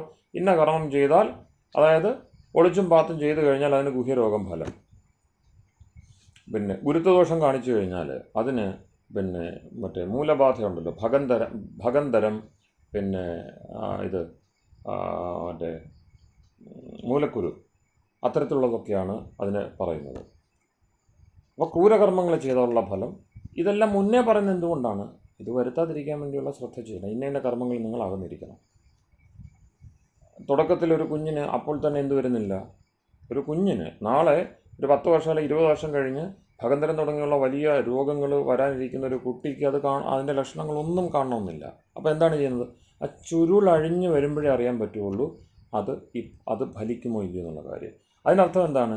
അത് വേണമെങ്കിൽ ഒഴിവാക്കാമായിരുന്നു. കർമ്മകാണ്ഡം കൃത്യമാക്കിയാൽ ഒഴിവാക്കാൻ പറ്റുന്നതായിരുന്നു. അങ്ങനെ ഒഴിവാക്കാൻ പറ്റുന്നത് എങ്ങനെയാണ്? യുക്തിയിൽ വരിക. ഈശ്വരൻ ഫലം പുറപ്പെടുവിച്ചു കഴിഞ്ഞാൽ പിന്നെ തിരിച്ചെടുക്കാൻ പറ്റില്ല, അത് മാറ്റാൻ പറ്റില്ല. അപ്പോൾ എവിടെയാണ് നടക്കുന്നത്? അതുകൊണ്ടാണ് ജ്യോതിഷവും മറ്റും സൂചിപ്പിക്കുന്നത് അനാരബ്ധം, ക്രിയമാണം ഇവയെ കൂടി ചേർത്തുകൊണ്ടാണ് പ്രാരബ്ധത്തിൻ്റെ ശരിയായ ഫലം നടക്കുക. അപ്പോൾ അവിടെ അഴിവ് വരും ഭോഗത്തിന്, സുഖദുഃഖാനുഭവത്തിന് വ്യത്യാസം വരുന്നു. നമ്മൾ നന്നായിട്ട് ജനിച്ചു, നന്നായിട്ട് പ്രവർത്തിച്ചുകൊണ്ട് നല്ല രീതിയിലുള്ള സുഖാവസ്ഥയ്ക്ക് വേണ്ടിയുള്ള ശ്രമം നടത്തിയിട്ടുണ്ട് എങ്കിൽ ഭോഗത്തിന് അഴിവ് വരും. നമ്മളൊന്നും ചെയ്തില്ല, ഈ ഈശ്വരൻ തന്ന അതേപോലെ തന്നെ ആയിരുന്നു നമ്മൾ, അതേപോലെ തന്നെ ഒരു അധ്വാനവും പ്രത്യേകിച്ചുള്ള പ്രയത്നമോ കൂട്ടായ്മയോ ഒന്നുമില്ലാതെ, അതായത് യജ്ഞമില്ലാതെ, ദേവപൂജ, സംഗതീകരണ, ദാനം എന്ന് പറയുന്ന ശ്രേഷ്ഠകർമ്മങ്ങളുടെ ഒരു വിഭാഗത്തിലുള്ള പ്രയത്നം നമ്മൾ എടുത്തിട്ടില്ലെങ്കിൽ ഭോഗം അതുപോലെ പോകും. സാധാരണ ജീവികളെ പോലെ തന്നെ, മൃഗങ്ങൾ എങ്ങനെ പോകുന്നു അതുപോലെ തന്നെ പോകും. ഭോഗം നടക്കും, നിശ്ചിതമായിട്ടുള്ള ഭോഗം. ചിലർക്ക് നല്ല രീതിയിലുള്ള, അവരൊന്നും ആലോചിക്കാതെ തന്നെ, പ്രത്യേകിച്ച് പ്രയത്നിക്കാതെ തന്നെ അവർക്ക് കിട്ടും. അതൊക്കെ എന്താണ്? നേരത്തെ തന്നെ പുറപ്പെടുവിച്ച ഫലത്തിൻ്റെ ഭാഗമായിട്ടുള്ളതാണ്. ഒരു അപ്ഡേഷനോടെ ഇല്ല. അതേസമയം ഭോഗം അഴിയുന്നു എങ്ങനെ? നമ്മൾ സുഖബുദ്ധിയോടുകൂടി കൂടുതൽ പ്രയത്നിക്കുന്നതനുസരിച്ച് സൗകര്യങ്ങൾ വർദ്ധിച്ചു വരുന്നു, അതുണ്ടാകുന്നു. ഇത് സാധാരണ നമുക്ക് കാണാൻ കഴിയും. ആയുസ് അഴിയണമെങ്കിലോ ക്രിയമാന കർമ്മം നന്നായിട്ട് ചെയ്തു പോകുന്നു. അപ്പോൾ നമുക്ക് മനസ്സിലായി പ്രപഞ്ചത്തിൻ്റെ നിയമം ഇതാണ്. നല്ല കർമ്മം ചെയ്താൽ നല്ല ഫലം, ചീത്ത കർമ്മം ചെയ്താൽ ചീത്ത ഫലം. ഇത് ഉറപ്പിച്ചു. പലർക്കും ഇതിൻ്റെ സംശയമാണ്. കാരണം എന്താണ്? നേരത്തെ പറഞ്ഞ പോലെ, മൂന്നുമാശനെ പറഞ്ഞ പോലെ, ഈ ചില ആളുകളെ ദുഷ്ടനെ പല പോലെ വളർത്തുന്നു. അടിയിൽ വാള് വെച്ചിട്ടുണ്ടാകും, പക്ഷെ പന പോലെ വളരുന്നുണ്ടല്ലോ, അതിനുള്ളൊരു വ്യവസ്ഥ ഇവിടെ കാണുന്നുണ്ടല്ലോ. അപ്പോൾ ആവശ്യമില്ലാതെ നമ്മളും അതിനകത്ത് എന്തുണ്ടാവുകയാണ്? അധർമാദികൾ ചെയ്യുവാൻ സാധാരണക്കാരനും പ്രേരണ ഉണ്ടാകുന്നു. ധർമ്മത്തിനൊട്ട് പെട്ടെന്ന് ഫലം കിട്ടുകയും ചെയ്യുന്നില്ല. അപ്പോൾ അങ്ങനെ ചിന്തിക്കുമ്പോൾ നമ്മൾ ഈ ക്രിയമാന കർമ്മം ബാധിക്കപ്പെടുന്നു. പലപ്പോഴും നമ്മൾ എന്ത് ചെയ്യുന്നു? മൗനത്തിലാവുന്നു, ചിന്തയിൽ മാറ്റം വരുത്തുന്നു, അങ്ങനെ പലതരം ക്രമക്കേടുകൾ വരുന്നു. വളരെ ഉത്സാഹത്തോടെ ചെയ്തു പോകുമ്പോഴും അന്യരുടെ പ്രേരണ കൊണ്ട്, തത്കാലത്തെ അന്യരുടെ കർമ്മങ്ങളുടെ പരിണാമം കൊണ്ടോ അല്ലെങ്കിൽ പ്രഭാവം കൊണ്ടോ ഒക്കെ നമ്മൾ എന്ത് ചെയ്യുന്നു? വഴിവിട്ടു പോകുന്നു. അത് വിട്ടിട്ട് നല്ലത് ചെയ്താൽ നല്ലത് തന്നെ വരൂ, ചീത്ത ചെയ്താൽ ചീത്തയെ വരൂ, അവനവൻ കുഴിക്കുന്ന കുഴിയിൽ അവനവൻ തന്നെ വീഴും, ഇത്തരത്തിലുള്ള ഉറപ്പോടുകൂടി പോകുന്ന ഒരാൾക്ക് ഭോഗത്തെ സംബന്ധിച്ചുള്ള വ്യത്യാസം വരികയും അവൻ എന്ത് ചെയ്യുന്നു? ക്രിയമാണ കർമ്മം കറക്റ്റാക്കുന്നു. അവിടെയാണ് ഹേയം ദുഃഖം അനാഗതം. അയാൾക്കാണ് യോഗബുദ്ധി ഉണ്ടാവുക. വിക്ഷിപ്തവും താണ്ടിയിട്ട് ഏകാഗ്രചിത്തം വരുന്നു, ഇരുദ്ധചിത്തത്തിലോട്ട് പോകുന്നു. അവനെന്ത് ചെയ്യുന്നു? ഹേയം ദുഃഖം അനാഗതം, വരാനിരിക്കുന്ന ദുഃഖത്തെ തടയും. അതെങ്ങനെയാണ്, എവിടെയാണത് വർക്ക് ചെയ്യുന്നത്? ഫുൾ ഫോഴ്സിൽ ക്രിയമാണ കർമ്മം കറക്റ്റായിരിക്കും. ഇപ്പോൾ ചെയ്തുകൊണ്ടിരിക്കുന്ന, ഇനി ഫലം രൂപപ്പെടാൻ പോകുന്ന കാര്യങ്ങളൊക്കെ കൃത്യമായിരിക്കും. അങ്ങനെ വരുമ്പോൾ ഈശ്വരന് തന്നെ മനസ്സിലാകും, പ്രാരബ്ധമനുസരിച്ച് ഇന്ന വഴി കൂടെ വീഴേണ്ടതായിരുന്നു ഇവനെ, പക്ഷേ ഇപ്പോൾ ഇവൻ റൈറ്റ് പാത്തിലാണ്. അതുകൊണ്ട് എന്ത് ചെയ്യണം? അതിനനുകൂലമായിട്ടുള്ള ഫലം ചെയ്തുകൊണ്ടേയിരിക്കും. അപ്പോൾ അയാൾ, ഉദാഹരണം പറഞ്ഞാൽ, ജയിലിൽ പോകണ്ട, പിന്നെ എന്നേക്കുമായിട്ട് ലൗകിക കർമ്മങ്ങളിൽ നിന്ന് വിട്ട് ജീവപര്യന്തം പോകേണ്ട ഒരു കുറ്റം ചെയ്തൊരുത്തനാണ് 10 വർഷം കഴിയുമ്പോൾ ജീവപര്യന്തത്തിനുള്ള വിധി വരേണ്ട സമയമാകുന്നു. പക്ഷെ അവൻ എന്ത് ചെയ്തുകൊണ്ടിരിക്കുന്നു? അതിരിക്കെ തന്നെ വലിയ സദ്വൃത്തിയിലേക്ക് പോകുന്നു. എങ്ങനെ? ക്രിയമാണത്തെ അനുകൂലമാക്കിക്കൊണ്ട് അങ്ങനെ പോകുന്നു. ഒപ്പം അനാരബ്ധത്തെ കൂടി അനുകൂലമാക്കുന്നു എന്ന് വെക്കുക. അനാരബ്ധം എന്ന് വെച്ചാൽ എന്താണ്? ചെയ്തു കഴിഞ്ഞ കർമ്മം ഫലം പ്രഖ്യാപിക്കാത്തത്. തപസ് ചെയ്തുകൊണ്ട്, വ്രതം എടുത്തുകൊണ്ട് ആണ് അനാരബ്ധത്തെ അനുകൂലമാക്കുന്നത്. അപ്പം നമ്മുടെ പൂർവികരുടെ ജീവിതത്തിൽ ശ്രദ്ധിച്ചാൽ അറിയാം, അവരെപ്പോഴും എന്ത് ചെയ്യുന്നു? തപസ് ചെയ്യുമായിരുന്നു, ഉപവാസാദികൾ അനുഷ്ഠിക്കുമായിരുന്നു, ഒരുപാട് വ്രതങ്ങൾ ചെയ്യുമായിരുന്നു. ഇതൊക്കെ എന്തിനു വേണ്ടിയാണ്? അനാരബ്ധത്തെ അനുകൂലമാക്കാൻ വേണ്ടിയാണ്. കാരണം സ്വന്തം നിലയ്ക്ക് ഇച്ഛിച്ച് തപസ് ചെയ്യുന്ന ഒരാൾ എന്താ ചെയ്യുന്നത്? തപോദ്വന്ദ്വ സഹനം അവിടെയുണ്ട്. അപ്പം കഷ്ടപ്പെടുകയാണ്, ദുഃഖം സ്വന്തമായിട്ട് ഏറ്റുവാങ്ങുകയാണ്, ഭാരം ഏറ്റെടുക്കുകയാണ്. ഭാരം ഏറ്റെടുക്കുന്ന ഒരാൾ സ്വാഭാവികമായിട്ടും അവൻ പ്രാരബ്ധത്തിൻ്റെ നിയമം അനുസരിച്ച് ജാത്യായുർഭോഗത്തിൽ ചെയ്യേണ്ടതായിരുന്നില്ല. അത് ചെയ്തില്ലെങ്കിലും അവനത് ഈ ജന്മം കഴിച്ചു പോകാം. പക്ഷേ അനാരബ്ധം, താൻ ചെയ്ത പല കർമ്മങ്ങളും തെറ്റുള്ളതുണ്ടാവാം, അതല്ല തനിക്കിപ്പോൾ അനുഭവിക്കാൻ ഇടയാവേണ്ടത്. അതിന് മാറ്റം വരുത്തണം. കാരണം ഈശ്വരൻ ഫലം പ്രഖ്യാപിച്ചിട്ടില്ലല്ലോ. അതിനെ അനുകൂലമാക്കാൻ വേണ്ടി താൻ ചെയ്ത ആ കർമ്മത്തിൻ്റെ ഫലം സത്കർമ്മങ്ങളിലൂടെ, പുണ്യത്തിന് വേണ്ടിയുള്ള വിശേഷമായിട്ടുള്ള പ്രയത്നത്തിലൂടെ എന്ത് ചെയ്യുകയാണ്? അത് ഏറ്റുവാങ്ങുകയാണ്. അപ്പം അങ്ങനെ വരുമ്പോൾ അനാരബ്ധത്തെ അനുകൂലമാക്കി കൊടുക്കുവാൻ ആർക്ക് കഴിയും? ഈശ്വരന് കഴിയും. അതുകൊണ്ടാണ് ഈശ്വരൻ കൃപാലു, ദയാനിധി എന്നൊക്കെയുള്ള പേര്, പരമകാരുണികൻ എന്നൊക്കെയുള്ള പേരിന് അർഹനാവുന്നത്. കാരണം നിയമേന ഒരു ന്യായാധിപന്, കർമാധ്യക്ഷന് ഒരിക്കലും എന്ത് ചെയ്യാൻ പറ്റില്ല? കൃപയും ദയയും ഒന്നും പ്രവർത്തിക്കാൻ പറ്റത്തില്ല. അതിന് ന്യായമേ നടപ്പാക്കാൻ പറ്റുള്ളൂ. ന്യായം എപ്പോഴും കണ്ണുമൂടി കെട്ടിയതായിരിക്കും. അത് ഈശ്വരനെ കൊണ്ട് പറ്റില്ല. പക്ഷെ ഇവിടെ എന്ത് ചെയ്യുന്നു? ചെയ്യുന്നുണ്ട്. അപ്പോൾ ചിലർക്ക് അയവ് കൊടുക്കുന്ന കാണാം. അതിനർത്ഥം എന്താണ്? അവൻ്റെ ക്രിയമാണവും അനാരബ്ധവും നല്ല ദിശയിൽ പോകുന്നു എന്ന് ഈശ്വരൻ്റെ ബോധ്യം വരുമ്പോൾ പ്രാരബ്ധത്തിൻ്റെ രൂക്ഷതയിൽ നിന്ന് സ്വാഭാവികമായിട്ട് അവൻ എന്ത് ചെയ്യുന്നു? അഴിയുന്നു. കാരണം ഇത് മൂന്നും ചേരുന്നുണ്ട്. ക്രിയമാണവും അനാരബ്ധവും ഒന്നുകൂടി ഒന്ന് വ്യക്തമായി പറയാമോ? ക്രിയമാണെന്ന് വെച്ചാൽ ഇപ്പോൾ ചെയ്തുകൊണ്ടിരിക്കുന്നത്. അതായത് പ്രാരബ്ധം എന്ന് പറയുന്നത് മൂന്ന് ഭേദം വന്നു. പ്രാരബ്ധം എന്ന് വെച്ചാൽ ഫലം പ്രഖ്യാപിക്കപ്പെട്ടു, നമ്മൾ അനുഭവിക്കാൻ വിധിക്കപ്പെട്ടു. അത് അനുഭവിക്കാതെ ഒരാൾക്കും ഇവിടുന്ന് പോകാൻ പറ്റില്ല. രണ്ടാമത്തേത്, കർമ്മം ചെയ്തു കഴിഞ്ഞു, നമ്മളുടെ കയ്യിൽ നിന്ന് അത് പോയി, ഈശ്വരൻ്റെ പക്കലാണത്. പക്ഷേ ഈശ്വരൻ അതിന് ഫലം പ്രഖ്യാപിച്ചിട്ടില്ല. ഈ ജന്മത്തിൽ അനുഭവിക്കുക, അടുത്ത ജന്മത്തിലേക്ക്. അത് ഈശ്വരൻ്റെ സ്വാതന്ത്ര്യമാണത്. കർമ്മത്തിൻ്റെ ഫലം അദ്ദേഹം ഈ ജന്മത്തിലെ കർമ്മത്തിന്റെ ഫലം അല്ല, കഴിഞ്ഞ നേരത്തെ തന്നെ ചെയ്ത് കൂട്ടിയിരിക്കുന്ന കർമ്മങ്ങൾ ഈ ജന്മത്തിലുള്ളത് അതിന് അതേ ഗണത്തിൽ ചേർന്നു. അതായത് ഒരു കൂട്ടം കർമ്മത്തിൻ്റെ ഫലം പാകമാകുമ്പോൾ അദ്ദേഹം ജന്മം നൽകി. അതിനർത്ഥം നമ്മൾ ചെയ്ത എല്ലാ കർമ്മത്തിൻ്റെയും ഫലം ഇപ്പോൾ സ്വരുക്കൂട്ടിയാണ് വന്നതെന്ന് കരുതണ്ട. നമ്മൾ ചെയ്ത, അതായത് ആത്മാവെന്നുള്ള നിലയിൽ നമ്മൾ നേരത്തെ ചെയ്തിരിക്കുന്ന മുഴുവൻ കർമ്മങ്ങളും ഫലിച്ചിട്ടല്ല ഒരു ജന്മം കിട്ടുന്നത്. ഒരു കൂട്ടം കർമ്മം ഫലിച്ചപ്പോൾ ജന്മം കിട്ടി.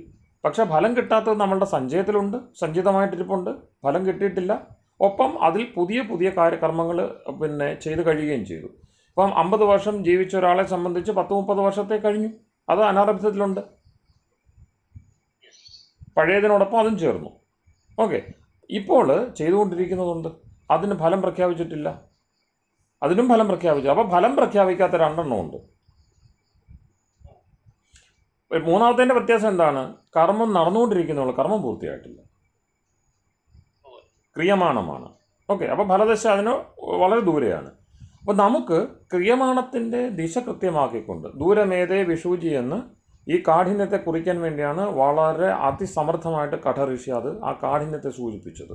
എന്നിട്ട് അദ്ദേഹം തന്നെ പറയുന്നുണ്ട്, ക്ഷുരസ്യധാരാ നിശിത, വാൾത്തലയിലൂടെ നടക്കുന്ന പോലെ ബുദ്ധിമുട്ടാണ് ഈ മാർഗം. ഏത് മാർഗത്തിലൂടെ അല്ല നിങ്ങൾ നടക്കുന്നെങ്കിൽ വാൾത്തലപ്പിലൂടെ കാല് കീറിപ്പോകും. ദുർഗം പഥസ്ഥത് കവിയോ വദന്തി, എളുപ്പമുള്ള ഈ ശുദ്ധവും എളുപ്പവും നിത്യവുമായിട്ടുള്ള വഴി ശീലിച്ചില്ലെങ്കിൽ കാല് കീറിപ്പോവും, കാലുകൊണ്ട് നടക്കാൻ പറ്റാത്ത അവസ്ഥയുണ്ടാവും. അതുകൊണ്ടാണ് ഉത്തിഷ്ഠത, ജാഗ്രത, പ്രാപ്യ വരാൻ നിബോധത എന്ന് ഇങ്ങനെ ബോധിപ്പിച്ചുകൊണ്ടേയിരിക്കുന്നത്, പ്രേരിപ്പിച്ചുകൊണ്ടേയിരിക്കുന്നത്, പുതിയ ഭാഷ പറഞ്ഞാൽ മോട്ടിവേറ്റ് ചെയ്തുകൊണ്ടേയിരിക്കുന്നത്. ആയുസിന്റെ നിശ്ചിതമായ ദൈർഘ്യത്തിന് വ്യതിയാനം വരുന്നു എന്നാണോ?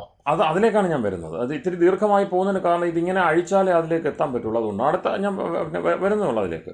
അപ്പം ഭോഗത്തെ സംബന്ധിച്ചുള്ള സ്വാതന്ത്ര്യം നമുക്ക് ഈ രണ്ട് കാര്യത്തിലുണ്ടാകാം. പ്രാരബ്ധം 3-1 മാത്രമാണ്. ആ അനുഭവത്തെ സംബന്ധിച്ച് ഞാൻ പറഞ്ഞല്ലോ, ജാതിയെ സംബന്ധിച്ച് വിട്ടു, അത് നമ്മൾ പൂർണ്ണമായിട്ടും പ്രാരബ്ധത്തിന് കൊടുത്തു. ആയുസ്സിലും പ്രാരബ്ധത്തിന് പ്രാധാന്യമുണ്ട്. ഓക്കെ, പക്ഷെ ഭോഗത്തിൽ അത്രയില്ലല്ലോ. അപ്പോൾ താരതമ്യേന പ്രാരബ്ധത്തിൻ്റെ പിടി കുറഞ്ഞു വരുന്നതായിട്ട് കാണാം. ജാതിയിലുള്ളത്രയും ആയുസ്സിലില്ല, ആയുസ്സിലുള്ളത്രയും ഭോഗത്തിലില്ല. നമുക്കോ ഭോഗത്തിലുള്ളത്രയും സ്വാതന്ത്ര്യം ആയുസ്സിലില്ല, ആയുസ്സിലുള്ളത്രയും സ്വാതന്ത്ര്യം ജാതിയിലില്ല. അത് ക്ലിയർ ആണല്ലോ. കായവ്യൂഹരചന പറയുന്നത് കൊണ്ടാണ് ഞാൻ മറ്റേത് പറഞ്ഞത്, ജാതി പോലും മാറുന്നൊരവസ്ഥ യോഗിക്കുണ്ടായേക്കാം. പരകായ പ്രവേശം എന്നൊക്കെ പറഞ്ഞതിനെ യഥാർത്ഥമായിട്ട് കാണണോ അത് മറ്റൊരു വിഷയം. അപ്പോൾ അപൂർവമായിട്ട് കായവ്യൂഹരചന രചനയാണ് പറയുന്നത്. കായവ്യൂഹരചന വ്യക്തമായിട്ടും പതഞ്ജലി പറയുന്നുണ്ട്.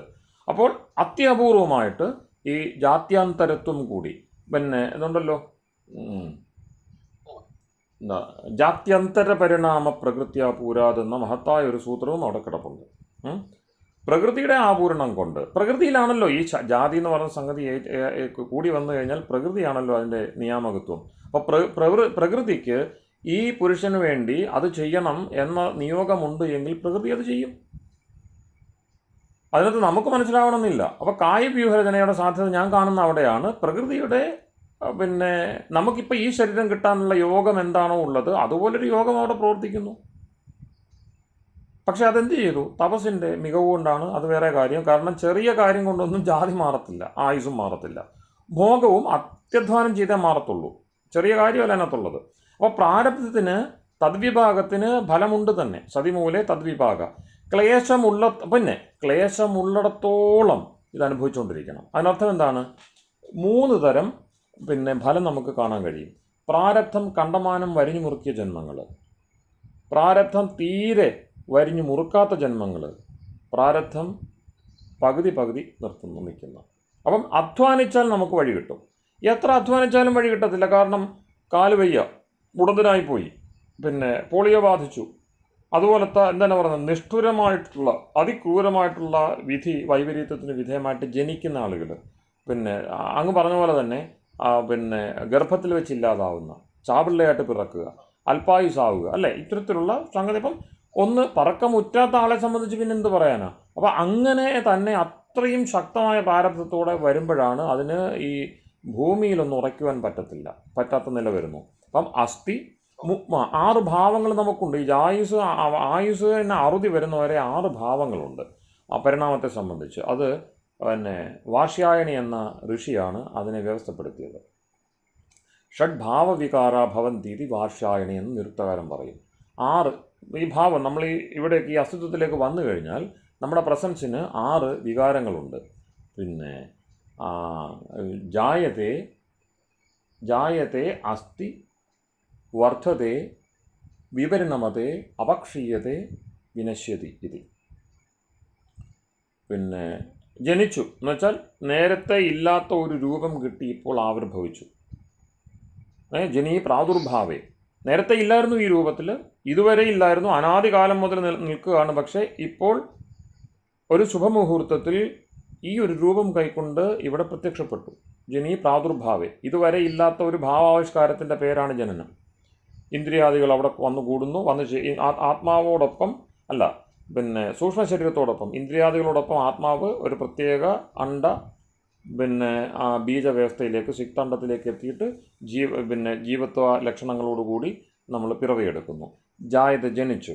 പക്ഷെ ജനിച്ചാൽ പിന്നെ ആ മരണത്തെ അതിജീവിച്ചു എന്ന് പറയാൻ കഴിയില്ല.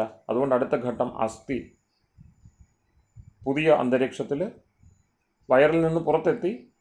എന്നിട്ട് എന്ത് ചെയ്തു? ആ ജരായുജം ആ സുഖാവ്യവസ്ഥയിൽ നിന്ന്, ഇൻക്യുബേറ്റർ വ്യവസ്ഥയിൽ നിന്ന് പുറത്തെത്തി വെയിൽ കൊണ്ട് ഓടി. അങ്ങനെയുള്ള പ്രാകൃതികമായിട്ടുള്ള പിന്നെ വൈപരീത്യങ്ങളെ അപ്പോഴും ആലോചിക്കണം. ഇതിനെ എന്ത് ചെയ്യാണ്? ഉറപ്പിക്കാൻ വേണ്ടി വളരെ രൂക്ഷമായൊരു പരിസ്ഥിതിയിലേക്ക് കൊണ്ടുവരിക. വയറിൻ്റെ സുരക്ഷിതത്വം അന്തരീക്ഷത്തിലില്ല. പിന്നെ ആക്രമണങ്ങളുണ്ടാവാം, വേറെ തുടങ്ങിയുള്ള രോഗങ്ങൾ. അപ്പം അങ്ങനത്തെ നിരന്തരമായ കീടാണുക്കളുടെ രോഗാണുക്കളുടെ കൂടെയുള്ള ജീവിതത്തിലൂടെ അസ്ഥി നിലനിന്നു. അറിയാമല്ലോ, നമ്മുടെ ശരീരത്തിൽ തന്നെ മറ്റേ ആൻറ്റിജനും അത്തരം വ്യവസ്ഥകളൊക്കെ ഉണ്ടല്ലോ. നിരന്തരം രോഗാണുക്കളോട് മല്ലിട്ടുകൊണ്ടാണ് ശരീരം ജീവിച്ചുകൊണ്ടിരിക്കുന്നത്. കോശങ്ങൾ മൃതമാകുന്നു, ജീവിക്കുന്നു, നിരന്തരം നടന്നുകൊണ്ടിരിക്കുകയാണ് അല്ലേ? ശീര്യത ഇത് ശരീരം. ആ വ്യവസ്ഥയിൽ അസ്ഥി നിലനിന്നിട്ട് കാര്യമില്ല, വളരുന്നില്ല, വേണ്ട വളർച്ച കിട്ടുന്നില്ല. അപ്പം വർദ്ധത എന്ന മൂന്നാമത്തെ അവസ്ഥ വർദ്ധിക്കുന്നു. എങ്ങനെ? ശരീരേണ വിജയേനവ.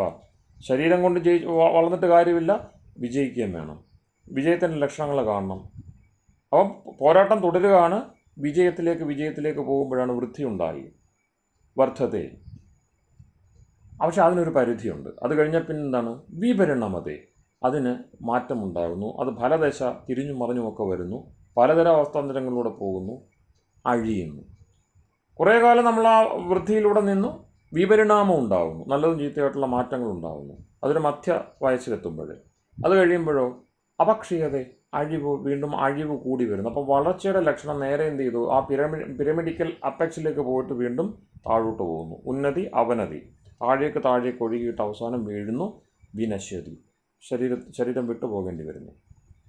ഈ ആറ് ഭാവവികാരങ്ങളില്ലാത്ത ഒരു ജീവിയും ഇല്ല. ഭോഗവും അങ്ങനെ തന്നെ. അപ്പോൾ അവിടെ എത്ര കാലം വർദ്ധിക്കുന്നു എന്നതനുസരിച്ചല്ലേ ആയുസിനെ അളക്കേണ്ടത്. കുറേ കാലം ജീവിച്ചിരുന്നു എന്ന് പറഞ്ഞിട്ട് കാര്യമില്ല. 100 വർഷം ജീവിച്ചു, 100 വർഷവും കിടക്കയിലായിരുന്നു, അല്ലെങ്കിൽ പിന്നെ ഇൻക്യുബേറ്ററിലായിരുന്നു, ഇൻക്യുബേറ്റർ അല്ലല്ലോ, പിന്നെ നമ്മുടെ മറ്റു സംഗതി ഉണ്ടല്ലോ, വെന്റിലേറ്ററിലായിരുന്നു. അങ്ങനെയൊക്കെ ജീവിക്കാൻ പറ്റുമല്ലോ. ജീവനുണ്ടെന്ന് പറഞ്ഞിട്ട് കാര്യമില്ല. സുഖായുസായിരിക്കണം. അല്പായുസുണ്ട്, ദീർഘായുസുണ്ട്. ദീർഘായുസ് സുഖായുസ് കൂടിയായിരിക്കണം. എങ്കിലേ അതിനെ ആയുസ് ഭോഗം എന്നതിനോട് ബന്ധിപ്പിക്കാനാവുകയുള്ളൂ. അപ്പോൾ അവിടെ മാറ്റം വരുന്നത് എന്തെന്ന് ചോദിച്ചാൽ, അനാരബ്ധം തപസ് ചെയ്ത്, അസാധാരണമായ തപസ് ചെയ്ത്, പിന്നെ ഋഷിയിലൂടെ അല്ലെങ്കിൽ ഗുരുവിലൂടെ ഉപദേശം കിട്ടി, നീ ആത്മാവാണ്, ആത്മാവ് നശിക്കുന്നതല്ല. അപ്പോൾ ഇപ്പോഴുള്ള ഈ അവസ്ഥാന്തരങ്ങളൊക്കെ എന്താണ്? നേരത്തെ പറഞ്ഞ പോലെ ഹിരണ്യഗർഭ, പിന്നെ സൂക്തത്തിൽ പറയുന്ന പോലെ ഞാൻ പറഞ്ഞല്ലോ, ഹിരണ്യഗർഭ എന്ന് പറയുന്നതാണ് യോഗത്തിൻ്റെ മൂലദേവത എന്ന് പറയുന്ന കാരണം എന്താണ്? ഈ കാണുന്ന മുഴുവൻ ബ്രഹ്മാണ്ടവും വെറും പൊടിക്കൂട്ടം മാത്രമാണ്. നിന്റെ അസ്തിത്വത്തിൻ്റെ മുമ്പിൽ ഇവയെല്ലാം അല്പം. ഇന്നാൽപ്പേ സുഖമസ്തി ഭൂമാവൈ സുഖം. ഇതിലൊന്നും സുഖമില്ല, ഇതൊക്കെ വെറുതെയാണ്. ഇതിനപ്പുറത്ത് ഭൂമാവുണ്ട്, അതിലാണ് സുഖം. ഇതാണ് ഹിരണ്യഗർഭ സൂക്തത്തിലൂടെ നമുക്ക് മനസ്സിലാവുന്ന യോഗ ദർശനം എന്ന് പറയുന്നത്. ആ യോഗ ദർശനത്തിൽ ദൃഷ്ടി നമ്മൾ ചർച്ച ചെയ്യുന്ന പോലും യോഗ ദർശനത്തിലെ ഒരു സൂത്രമാണെന്ന് ഓർക്കണം. പിന്നെ അപ്പോൾ അവിടെ ആയുസ്സിനെ നമ്മൾ വേറെ തരത്തിലാണ് കാണുന്നത്. പലതരത്തിൽ ആയുസ്സിൻ്റെ മാനങ്ങളുണ്ട്. 9-10 വർഷം ജീവിച്ചു, 100 വർഷത്തെ പണിയെടുത്തു. അയാൾ പോയി കഴിഞ്ഞാൽ അത് അല്പായുസെന്ന് പറയാൻ കഴിയത്തില്ല. 100 വയസ്സ് ജീവിച്ചു, 10 വർഷത്തെ പണിയെടുത്തു. ഇതൊക്കെ ഉണ്ടാകാമല്ലോ. അപ്പോൾ ആയുസ്സിന് അത്തരത്തിലുള്ള ഭേദങ്ങളുണ്ട്. പിന്നെ എന്തൊക്കെയാണെങ്കിലും അനാരബ്ധവും ക്രിയമാണവും അനുകൂലമായി പ്രവർത്തിച്ചു കൊണ്ടിരിക്കുന്ന ഒരു ജീവനെ സംബന്ധിച്ച് അവൻ്റെ ആയുസ് കൂടിക്കൊണ്ടേയിരിക്കും. അത് അൺലിമിറ്റഡ് ആണ് എന്നതിന് തെളിവാണ് പിന്നെ വേദദൃഷ്ടിയിൽ. അങ്ങ് വേദദൃഷ്ടി കൂടി പറയണമെന്ന് പറഞ്ഞല്ലോ. പിന്നെ കശ്യപസ്യ ത്രായുഷം ജമദഗ്നേ ത്രിയായുഷം, 3 ആയുസ് കൂട്ടാം. ഇപ്പോൾ 100 ആണെങ്കിൽ അത് 300 കൂടി ആഡ് ചെയ്യപ്പെടും. കശ്യപനാകണം. കശ്യപ, ശരിക്കും കാഴ്ചയിൽ ഉറയ്ക്കണം. എന്താണോ കാണേണ്ടത് മാത്രം കാണുന്നതിൻ്റെ പേര് കശ്യപൻ. ജമദഗ്നി, ഇതിനെല്ലാം നൈരുക്തിയമായ അർത്ഥമുണ്ട്. എല്ലാം യോഗദർശനമായിട്ട് ബന്ധപ്പെട്ടതാണ്. അപ്പോൾ എന്തായാലും അഗ്നിവിദ്യ ഗ്രഹിച്ചുകൊണ്ട് കാണേണ്ടത് കണ്ട് ഇരുട്ടിലേക്ക് പോകാതെ പ്രകാശത്തിലൂടെ സഞ്ചരിക്കുന്ന ഒരാൾക്ക് 3 ആയുസ് വർദ്ധിപ്പിക്കാൻ പറ്റും. അത് എണ്ണത്തിലാവണമെന്നില്ല, ഇത്ര വർഷം അവൻ കഴിഞ്ഞു എന്നുള്ളതല്ല. എത്ര വർഷം കഴിഞ്ഞാലും അത് 3 ഇരട്ടി ഫലം ഉണ്ടാക്കുന്നതാണ്. അങ്ങനെ 400 വയസ്സ് വരെ ഒരു മനുഷ്യന് പുലരാൻ കഴിയും എന്നതാണ് വൈദികമായ ദൃഷ്ടി. ആ 400 വർഷം നമ്മൾ മാനവമായിട്ട് എണ്ണണോ? അയാൾ പിന്നെ ഇന്ന് ജനിച്ച് +400 വർഷം ജീവിച്ചു എന്നെണ്ണണമോ? അതോ സാധാരണമായിട്ട് 100 വർഷം ജീവിച്ചു, 400 വർഷത്തിൻ്റെ പിന്നെ ഫലമുണ്ടാക്കി എന്നെണ്ണമോ അത് മറ്റൊരു കാര്യം. എന്തായാലും ആയുസ്സിന് നീട്ടമുണ്ട്. ഇപ്പം പിന്നെ ദയാനന്ദ സരസ്വതിയും വിവേകാനന്ദനും പിന്നെ ശങ്കരൻ, നമ്മൾ ഓർക്കുന്ന ഈ ഗുരുക്കന്മാരെ പറ്റി ഒന്ന് ആലോചിച്ച് നോക്കിയേ. ഇവരൊക്കെ പ്രവർത്തിച്ചതോ ഒരു 8-9 വർഷമേ പ്രവർത്തിച്ചുള്ളൂ. ലോകത്തുള്ള എല്ലാ മനുഷ്യരോടെ ചേർന്ന് 50,000 വർഷം ജീവിച്ചിട്ടെന്ത്? ഇവർ ചെയ്തു വെച്ച് ഈ 9 വർഷത്തെ പണി ആർക്കും ചെയ്യാൻ കഴിയുന്നില്ലല്ലോ. അപ്പോൾ അത് വേറെ വേറൊരു കണക്കിലാണത് പോകുന്നത്. അപ്പോൾ സാധാരണ വർഷക്കണക്കല്ല അവിടെ ഉള്ളത്. അവർ ഭോഗിച്ചത് എന്താണ്? വളരെ ഏറ്റവും ലളിതമായിട്ട് ജീവിച്ചു. സാധാരണ മനുഷ്യർ ജീവിക്കുന്നതിൻ്റെ പോലും അത്രയും ഇല്ലാതെ അല്പാഹാരികളായിട്ടും അല്പവസ്ത്രരായിട്ടും അവർ കഴിഞ്ഞു.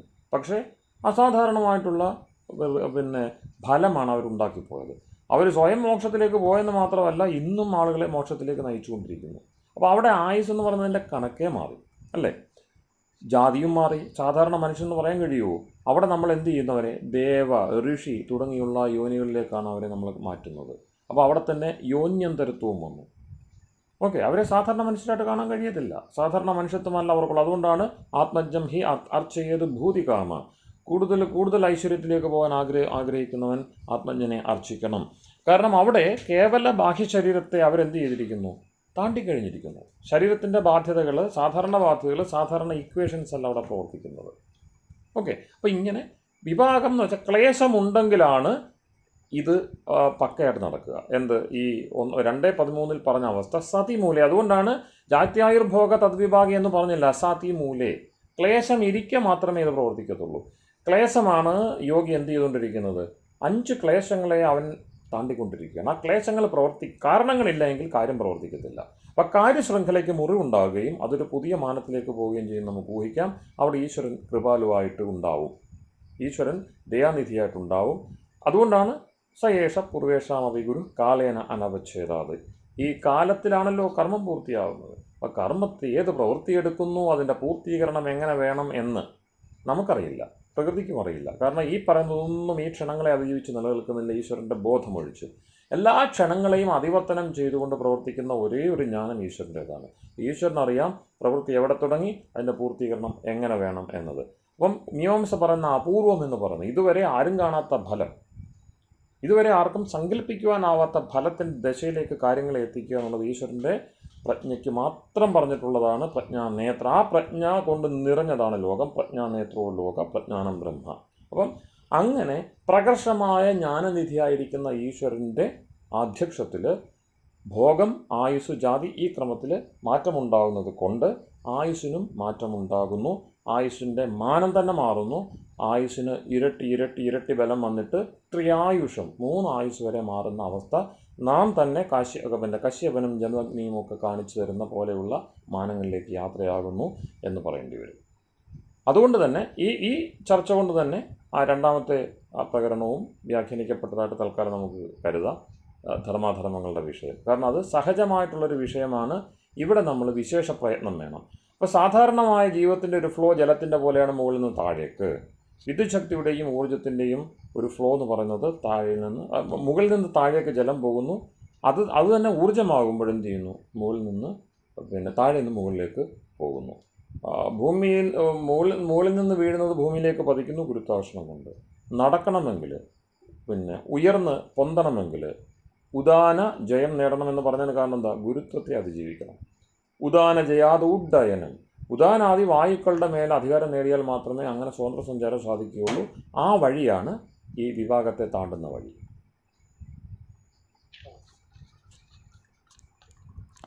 ചെറിയ ഒരു ഡൗട്ട് ചോദിക്കട്ടെ. ഇപ്പോ വിശേഷ പ്രയത്നം വേണം എന്ന് പറഞ്ഞല്ലോ. വിശേഷ പ്രയത്നം ചെയ്യാനുള്ള ഒരു ബുദ്ധി കിട്ടുന്നതന്നെ ഫ്രീ വില്ല് യൂട്ടിലൈസ് ചെയ്യുമ്പോഴാണോ? നമ്മൾക്കുള്ള ഒരു ഫ്രീ വില്ല്,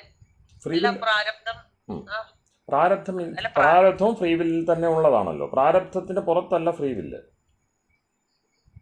അല്ല, ഒരു ഫ്രീ വില്ല് ഉള്ള സമയം നമ്മളെങ്ങനെ യൂട്ടിലൈസ് ചെയ്യുന്നു എന്നുള്ളതിനെ അനുസരിച്ചായിരിക്കുമോ? അതാണോ വിശേഷ പ്രയത്നം? തീർച്ചയായിട്ടും. കാരണം ഫ്രീ വില്ല് എന്ന് പറഞ്ഞാൽ നമുക്കിപ്പോൾ ആരോഗ്യമുണ്ട്. ഭോഗത്തിനും ആയുസ്സും ജാതിയും ഒക്കെ പെർഫെക്റ്റ് ആയിട്ടിരിക്കും. ഈശ്വരൻ തന്ന നിലയിൽ തന്നെ സൂക്ഷിക്കുകയാണെങ്കിൽ അല്ലേ ഈ ഫ്രീ വില്ല് വർക്ക് ചെയ്യത്തുള്ളൂ. അത് കൃത്യമായിട്ട് വർക്ക് ചെയ്യുക എന്നത് തന്നെയാണ്. അതുകൊണ്ടാണല്ലോ പറഞ്ഞത് നമ്മൾ എല്ലാ ദിവസത്തെ മുൻനിർത്തി ജീവിക്കണമെന്ന് പറയുന്നതിന് കാരണം അതാ. അഹോരാത്രങ്ങളെ മാനിക്കണം, സൂര്യചന്ദ്രന്മാരെ കണ്ണുകളായിട്ട് കാണണം, ജ്യോതിഷാമയനം ചക്ഷു എന്നൊക്കെ പറയുന്നതിന് കാരണം എന്താണ്? ഭാഗ്യസൂക്തത്തിൽ അതെല്ലാം ഉണ്ട്. ഓരോ ദിവസവും സമ്മാനപ്പൊതിയായിട്ട് കാണണം. നമ്മൾ ഇതെല്ലാം നേരത്തെ പറഞ്ഞല്ലോ ചുരുളഴിഞ്ഞു വരുമെന്ന്. ഈ ചുരുളഴിഞ്ഞു വരുന്നത് സാധാരണ പ്രവൃത്തി. അത് ദേവനും അസുരനും എല്ലാം പൊതുവായിട്ട് ഈശ്വരൻ കൊടുത്തിരിക്കുന്നതാണ്. ദേവനാവട്ടെ മനുഷ്യനാവട്ടെ അസുരനാവട്ടെ അവന് ദൈനംദിനമായിട്ട് ഈ ചുരുളഴിച്ചിലുണ്ടാകും. പക്ഷേ ദേവനാകുന്നത് എപ്പോഴാണ്? ഈ അസുരൻ മനുഷ്യനായിട്ട് മനുഷ്യൻ ദേവനാകുന്നത്. സമുദ്രത്തിൽ കിടക്കുന്നത് ഭൂമിയിൽ വന്നു, ഭൂമിയിൽ വരുന്നത് ബ്രഹ്മലോകത്തിലേക്ക് പോകുന്നു എന്ന് പറഞ്ഞ ആ പ്രക്രിയ എപ്പോഴും നടക്കുക? ഓരോ ദിനത്തെയും ഭാഗ്യസ്വരൂപമായിട്ട് കാണുക. അടുത്ത ദിവസം ഈശ്വരൻ എനിക്ക് വേണ്ടി എന്ത് കാത്തു വെച്ചിരിക്കുന്നു? സമ്മാനപ്പൊതിയാണ്. എന്നിട്ട് പറയുന്നു ഭക്ഷീത്യാഹ, എടാ ഞാൻ നിനക്ക് വേണ്ടി ഒരുക്കി വെച്ചിരിക്കുകയാണത്, നീ അത് എടുത്ത് കഴിക്കുക, അത് ഉണ്ണ് എന്നാണ് ഈശ്വരൻ. ഭാഗ്യസൂക്തം എടുത്ത് നോക്ക്. അതിൽ ഓരോ ദിവസവും അടുത്ത ദിവസത്തെ സമ്മാനപ്പൊതിക്ക് വേണ്ടിയുള്ള അത്രയും ആകാംക്ഷയോടെ ജീവിക്കുന്ന ഒരാളെ സംബന്ധിച്ച് അത് മാറി. അപ്പം അതാണ് ഫ്രീ വിൽ യൂട്ടിലൈസേഷൻ എന്ന് പറയുക. അപ്പം ഈ പിന്നെ വില്ല് റെപ്രസെൻറ്റേഷൻ എന്ന് പറയുന്നത് എന്താണ്? ലോകം നമ്മളുടെ ഇച്ഛാശക്തിയുടെ പ്രതിഫലനമാണ് ലോകം എന്ന് പറയുന്നത്. ലോകം നമുക്ക് നമ്മുടെ ചുറ്റുപാട് മാറുന്ന എപ്പോഴാണ്? നമ്മളുടെ ഫ്രീ വില്ല് യൂട്ടിലൈസ് ചെയ്യുമ്പോഴാണ്, അതായത് അത് പ്രതിഫലിക്കുമ്പോഴാണ്. ആശയവും അതാണ് അല്ലേ? ഈ ഫ്രീ വില്ലാണ് ആശയമായിട്ട് മാറുന്നത്. ആശയലോകം യഥാർത്ഥത്തിൽ ഈശ്വരൻ്റെ ആശയമാകുമ്പോൾ, അതായത് വൈദിക ആശയമാകുമ്പോഴാണ് ഈ രണ്ടും ചേർന്നിട്ട് കൃത്യമായ ഫലത്തെ നൽകുന്നത്. അതുകൊണ്ടാണ് ഭക്തി എന്താണ്? ഈശ്വരൻ്റെ ആജ്ഞയുടെ പാലനമാണ് എന്ന് വൈദികൻ പറയും. ഭക്തി ഉണ്ടോ? ഈശ്വരനോട് നമ്മൾ ഈശ്വരനെ ശ്രദ്ധിക്കും. ഈശ്വരനെ ശ്രദ്ധിക്കുമ്പോൾ അദ്ദേഹത്തിൻ്റെ ആദേശം കിട്ടും. അദ്ദേഹം വെറുതെ ഇരിക്കത്തില്ല, ഉപദേശിച്ചുകൊണ്ടിരിക്കും. അന്തർയാമിയാണ്, അകത്തുനിന്ന് പറയും ഇന്നത് ചെയ്യണം, ഇന്നത് ചെയ്യരുത്. അതല്ലേ ഫ്രീ വിൽ യൂട്ടിലൈസേഷൻ. അപ്പം നമുക്കത് കേൾക്കാൻ കഴിയുക. എന്നിട്ട് എന്ത് ചെയ്യുക? ഫ്രീ ആയിട്ട് നമ്മൾ സ്വതന്ത്ര സഞ്ചാരം നടത്തുകയല്ല, വളരെ ഫ്രീഡത്തോടു കൂടി ഈശ്വരനോട് സംസർഗം ചെയ്യാനും ഈശ്വരൻ്റെ ആദേശം സ്വീകരിക്കാനും അത് അനുവർത്തിക്കുവാനും ആജ്ഞ പാലിക്കുവാനുമുള്ള ദക്ഷത കൈവരുമ്പോഴാണ് യഥാർത്ഥത്തിൽ അത് ഫ്രീ ആവുക. അതെ, ചിലപ്പോഴ് ഇപ്പൊ നമ്മള് ചെയ്യണം എന്ന് വിചാരിച്ചാലും പല മടി അങ്ങനെ ഓരോന്നൊക്കെ പോയിട്ട് അതിനെ താണ്ടാൻ എന്താണ് ചെയ്യേണ്ടത്? അതിനെ നമ്മള് അതിജീവിക്കാൻ ഭാഗ്യസൂക്തത്തിന്റെ ബുദ്ധി നേടുക. കാരണം രാവിലെ എഴുന്നേൽക്കാനുള്ള ഒന്നാമത് ശീലിക്കേണ്ടത്. രാവിലെ എഴുന്നേറ്റ് കഴിയുമ്പോൾ നമുക്ക് ബോധം ഉണ്ടാവണം നമ്മൾ സൂര്യൻ്റെ അയനത്തിലാണ്. പിന്നെ സൂര്യസ്യാവൃതം അന്വാചക്ഷ എന്നൊക്കെ പറയും. പിന്നെ അന്വാവർത്ത, ഈ പിന്നെ ബ്രഹ്മചാരിയോട് ഗുരു ഉപദേശിക്കുന്നു. ഉപനയന സമയത്ത് പറയുന്നത്, നീ ഈ സൂര്യൻ്റെ ഒരു ചക്രമുണ്ടല്ലോ, പിന്നെ യാത്രയുണ്ടല്ലോ, അതിനെ നീ പിൻപറ്റണം. ഉദിച്ചസ്തമിച്ചിട്ട് പിന്നെ എന്ത് ചെയ്യണം? അസ്തമിച്ചിട്ട് വീണ്ടും പാതാളത്തിലോട്ട് പോകല്ല, വീണ്ടും ഉദിക്കുകയാണ്. എല്ലാ ദിവസവും ഇത് ചെയ്ത് അല്ലേ? ഉദയാസ്തമനത്തിൻ്റെ ചക്രം പറഞ്ഞുകൊണ്ടിരിക്കുകയാണ്. അപ്പോൾ 15 നാഴിക സൂര്യൻ്റെ സഞ്ചാരം, 15 നാഴിക പിന്നെ ചന്ദ്രൻ്റെ സഞ്ചാരം, ഇതിങ്ങനെ നിരന്തരം കാണിച്ചുകൊണ്ടിരിക്കുകയാണ്. അപ്പോൾ അവിടെ നമുക്കും അതാണ്, ഈ താഴ്ച ഉയർച്ച എന്ന് പറയുന്നത് ആപേക്ഷികമാണ്. പക്ഷേ എപ്പോഴും ഒരു ഗതി നമുക്ക് മെയിൻറ്റെയിൻ ചെയ്യാൻ കഴിയണം. അപ്പോൾ അവിടെ ഇത് കൊതിപ്പിക്കുകയാണ്, ഭാഗ്യസൂക്തം നമ്മളെ കൊതിപ്പിക്കുകയാണ്. ഓരോ ദിവസവും ഈ ഒരു സ്വസ്തി അയനത്തിൻ്റെ രീതിയിലേക്ക് വരുമ്പോൾ പിന്നെ രക്ഷപ്പെടേണ്ട ഒരു ആത്മാവാണെങ്കിൽ അവൻ ആ സംഗതി എപ്പോഴും കരുതിയിരിക്കും. കാരണം നമുക്ക് ഏറ്റവും പ്രിയപ്പെട്ട വസ്തുവാണെന്ത് ലഭിക്കാൻ പോകുന്നത്, അതാരാണ് തരുന്നത്? ഏറ്റവും പ്രിയപ്പെട്ട സ്രോതസ്. അപ്പോൾ അതുകൊണ്ടാണ് ഈ വേദത്തിലൂടെ അല്ലെ സഹസ്രനാമാദി പാരായണത്തിലൂടെ, സഹസ്രനാമം എന്താണ്? ഈശ്വരൻ്റെ നാമമാണ്, അത് നാമങ്ങളാണ്. അപ്പോൾ ഈ നാമങ്ങളിലൂടെ നാമങ്ങൾ കേട്ട് അതിൻ്റെ പ്രവൃത്തിയെ അറിഞ്ഞ് വിഷ്ണു കർമാണി പശ്യത യഥോ വ്രതാനി പസ്പശേ, ഈ വിഷ്ണു ഉണ്ടല്ലോ എല്ലായിടത്തും വ്യാപിച്ചിരിക്കുന്ന ഈശ്വരൻ, നമ്മോടൊപ്പം വ്യാപിച്ച് പ്രവർത്തിച്ചുകൊണ്ടിരിക്കുന്ന നമ്മോടൊപ്പമുള്ള ഈശ്വരൻ, ചെറിയ കാര്യമല്ല, നമ്മോടൊപ്പമുള്ള ഈശ്വരൻ്റെ പ്രവൃത്തികളെ കാണൂ. അതിൽ നിന്നേ നിങ്ങൾക്ക് വ്രതങ്ങൾ കിട്ടുകയുള്ളൂ.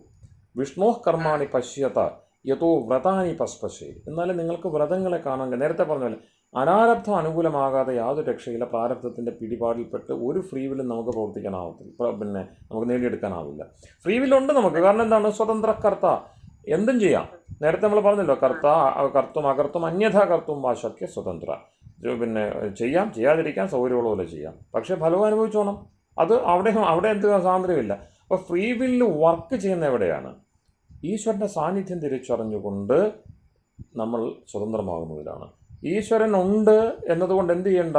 ഫലത്തെപ്പറ്റി വിചാരം വേണ്ട. ഗീതയിൽ ഏറ്റവും വലിയ ഫെയ്റ്റ്ലിസമാണ് ഗീത പറയുന്നത്. പറയും കർമ്മണ്യേവ അധികാരസ്ഥേ മാ ഫലേഷു കഥാചൻ, എന്ത് ഫലത്തിൽ അധികാരമില്ലാതെ എവിടെ കർമ്മം എന്നൊക്കെ പറയില്ലേ ആള്. ആ ഗീതയ്ക്ക് വിരുദ്ധമായിട്ടും എത്രയും സ്വതന്ത്രമായൊരു ഫ്രീ വിൽ പ്രഖ്യാപനമാണ് അവിടെ ഗീത നടത്തുന്നത്. കാരണം എന്താണ്? നമുക്ക് എത്തപ്പെടാൻ കഴിയാത്ത, ഇപ്പോൾ നമ്മൾ കരഗതമല്ലാത്തതിൻ്റെ പേര് ഫലം. നമുക്ക് ആഗ്രഹമുണ്ട്, നമ്മുടെ കൈവശമില്ല. ഉണ്ടായിരുന്നെങ്കിൽ നമ്മൾ ആഗ്രഹിക്കുമോ? നമ്മൾ ബ്രഹ്മമായിരുന്നെങ്കിൽ, ബ്രഹ്മമായിരുന്നുവെങ്കിൽ, വേദാന്തികൾ പറയുന്നത് പച്ച നുണയാണ്.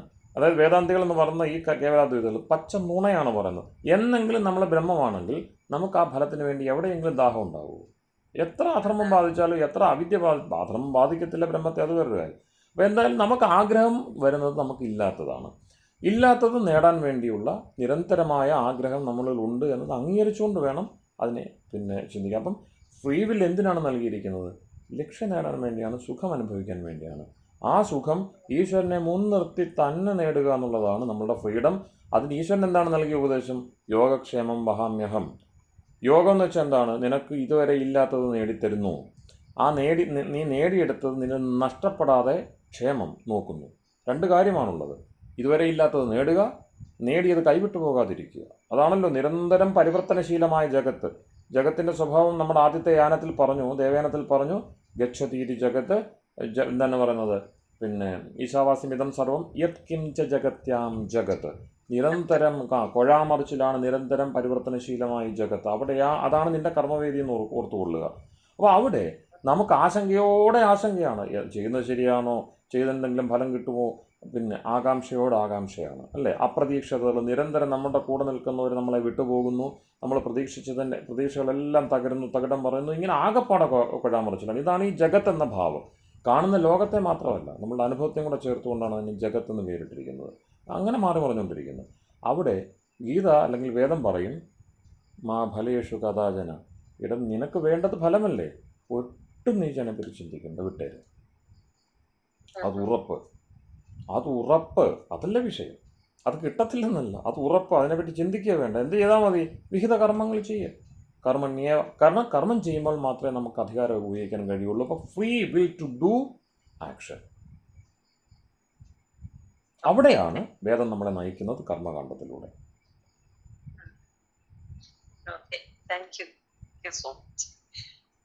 നമസ്തേ ആചാര്യൻ. നമസ്തേ. അങ്ങക്ക് വലിയൊരു പ്രണാമം. ശരിക്കും പറഞ്ഞാൽ ഒരു പാദനമസ്കാരം തന്നെ ചെയ്യാൻ തോന്നുന്നുണ്ട്. വളരെ വലിയ അറിവാണ്. ഇത്രയും കാലം പഠിച്ചതിൽ നിന്ന് അതിനെ കുറച്ചും കൂടി അതിന്റെ ആഴത്തിലേക്ക് കൊണ്ടുപോകാൻ ഇന്നത്തെ ക്ലാസ് ഉപകാരപ്രദമായി. എനിക്ക് വലിയ പ്രണാമം. ഇനിയും ഇതിന്റെ ഒരു തുടർച്ച സംശയങ്ങൾ ഉണ്ടാകും. അത് നമുക്ക് ഇതേപോലെ വോയിസ് ആയിട്ട് നമ്മുടെ ഗ്രൂപ്പിൽ ഇട്ടാൽ മതി. അത് പിന്നീട് നമുക്ക് ഡിസ്കസ് ചെയ്യാൻ പറ്റിയ. നമസ്തേ. ആചാര്യജി, നിത്യായുക്താനാം യോഗക്ഷേമ മഹാമികം.